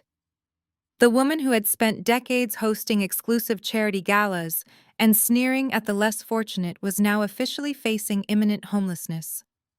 The sheer magnificent irony of the situation was almost entirely suffocating. She had traded everything for a fleeting taste of ultimate power and ended up losing the very roof over her head. She looked up at me, her expression twisting rapidly from absolute panic into a sudden violent rage. The terrified, weeping victim vanished instantly, replaced by the toxic, aggressive narcissist I had known and feared my entire life. She lunged forward, grabbing the heavy silk hem of my gown with her trembling, desperate hands. "You cannot do this to me!" Vivian screamed, her voice ripping out of her throat in a guttural, terrifying sound that made several of the federal agents instinctively step forward to intervene. "I am your mother. I gave you life. You owe me everything, you ungrateful, vicious little brat. You cannot throw your own mother out onto the street like a common criminal. God will punish you for this, Aisha. Do you hear me? God will strike you down for treating your own blood this way." She was screaming so loudly, her vocal cords sounded like they were tearing, but I did not flinch. I did not step back. I simply stood there looking down at her, letting her exhaust her final pathetic burst of toxic energy. The church elders watched in absolute horror as their former spiritual leader reduced herself to a screaming wild animal threatening divine retribution because she had finally been held accountable for her own monstrous, selfish actions. The respect she had demanded for so long was entirely gone, replaced by pity and deep condemnation. I crouched back down smoothly, leaning in closely to bridge the small gap between us, until I was looking directly into her wild, bloodshot eyes. The anger and frantic entitlement radiating from her body was completely palpable, but it no longer held any power over me. I was entirely immune to her toxic manipulations and her weaponized religious guilt trips. I had survived the very worst she and Renee could throw at me, and I had emerged completely unbreakable. "God already punished you, Mom," I whispered, my voice dropping to a low, deadly calm that sliced perfectly through her hysterical screaming and echoed in the quiet space between us. "He gave you exactly what you asked for. He gave you Trent." The silence that followed my words was heavier than the thick, humid southern air pressing against the broken French doors. Vivian stared at me, her mouth opening and closing silently, but no more toxic venom spilled out. The absolute, undeniable truth had completely paralyzed her. She looked over her shoulder just in time to see the heavy oak doors swing wide open as the federal agents hauled Trent and Renee out into the chaotic night. Trent was no longer the smug, smooth-talking finance guru who had arrogantly conned his way into my grandfather's sacred legacy. He was covered head to toe in dark, thick garden mud, his custom Italian suit violently torn and completely ruined. His expensive leather shoes dragged pathetically against the gravel driveway as the agent's frog marched him toward the waiting transport vehicles. He kept his head bowed low, refusing to look at the massive estate he had so carelessly gambled away. Behind him, Renee was sobbing hysterically. The heavy silver handcuffs clinked sharply against her wrists, catching the harsh, flashing red and blue lights of the federal SUVs that now completely surrounded the perimeter of the property. Her silver sequined gown was ripped and deeply stained with wet dirt, the fake cartel diamonds still locked around her neck like a heavy, glittering noose. She looked back at our mother one final time, her face twisted in pure, agonizing terror, hoping for a final scrap of comfort or a miraculous intervention. But Vivian just sat there, completely frozen. The agents guided Renee into the back of a black vehicle, pushing her head down as she climbed inside. The heavy doors slammed shut with a definitive echoing thud that carried across the entire manicured lawn, sealing their fates forever. Inside the grand foyer, the remaining guests began a rapid, silent exodus.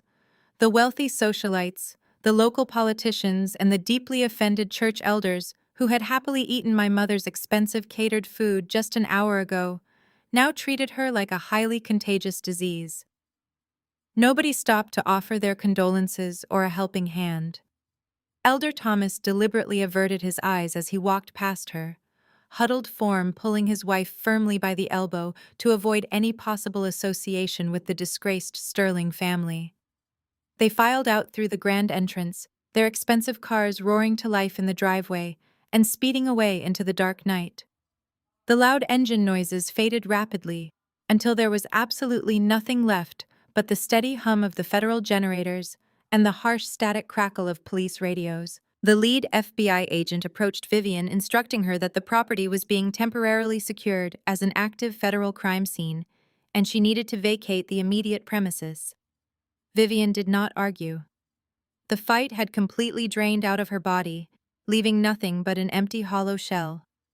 She slowly pulled herself up off the marble floor, her ruined white designer gown hanging loosely around her defeated frame. She stumbled blindly out through the shattered glass of the French doors and collapsed onto the pristine back lawn. She sat there in the damp grass, clutching the crumpled eviction notice to her chest, staring blankly at the flashing police lights illuminating the rose garden. She was entirely alone. She had sacrificed her entire soul and my entire childhood to maintain the illusion of a perfect, wealthy family. And now she was completely stripped of her golden child, her untouchable social status, and her ancestral home.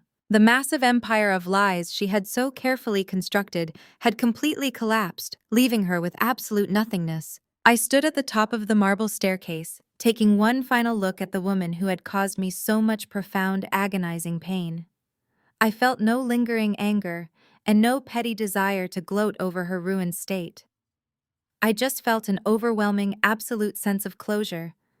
The heavy toxic chain of generational trauma had finally been broken, and I was the one holding the bolt cutters.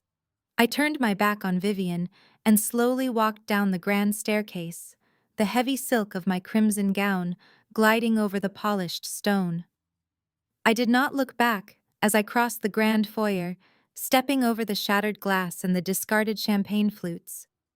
I walked straight out the front double doors, breathing in the cool night air that suddenly tasted like absolute pure freedom. I walked down the long, winding driveway, my heels crunching softly against the gravel, passing the federal agents who were busy taping off the perimeter of the estate.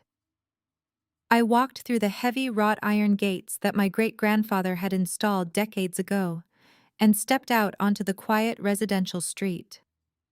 Parked just a few yards away, idling quietly under the warm glow of a street lamp, was a sleek, black SUV.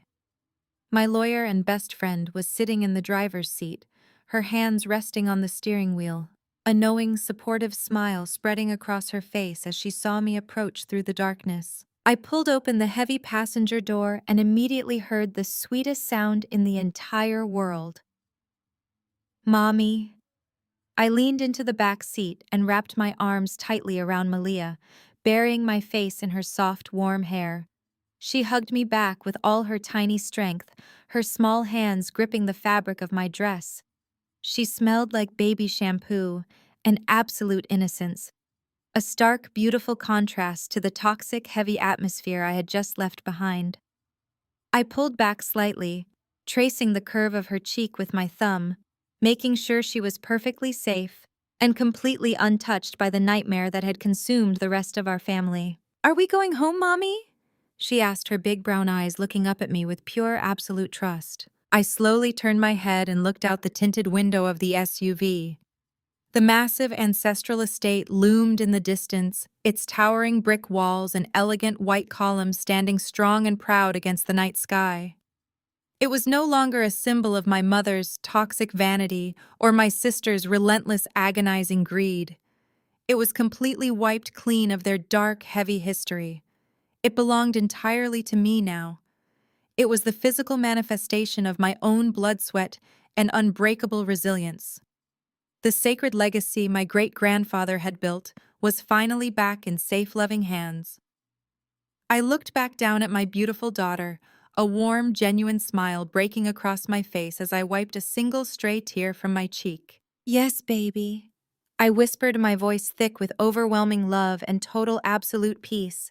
"We are going to our new home, and nobody is ever going to break into it again." The greatest lesson from this ordeal is that your true worth is never determined by the people who continually choose to misunderstand you.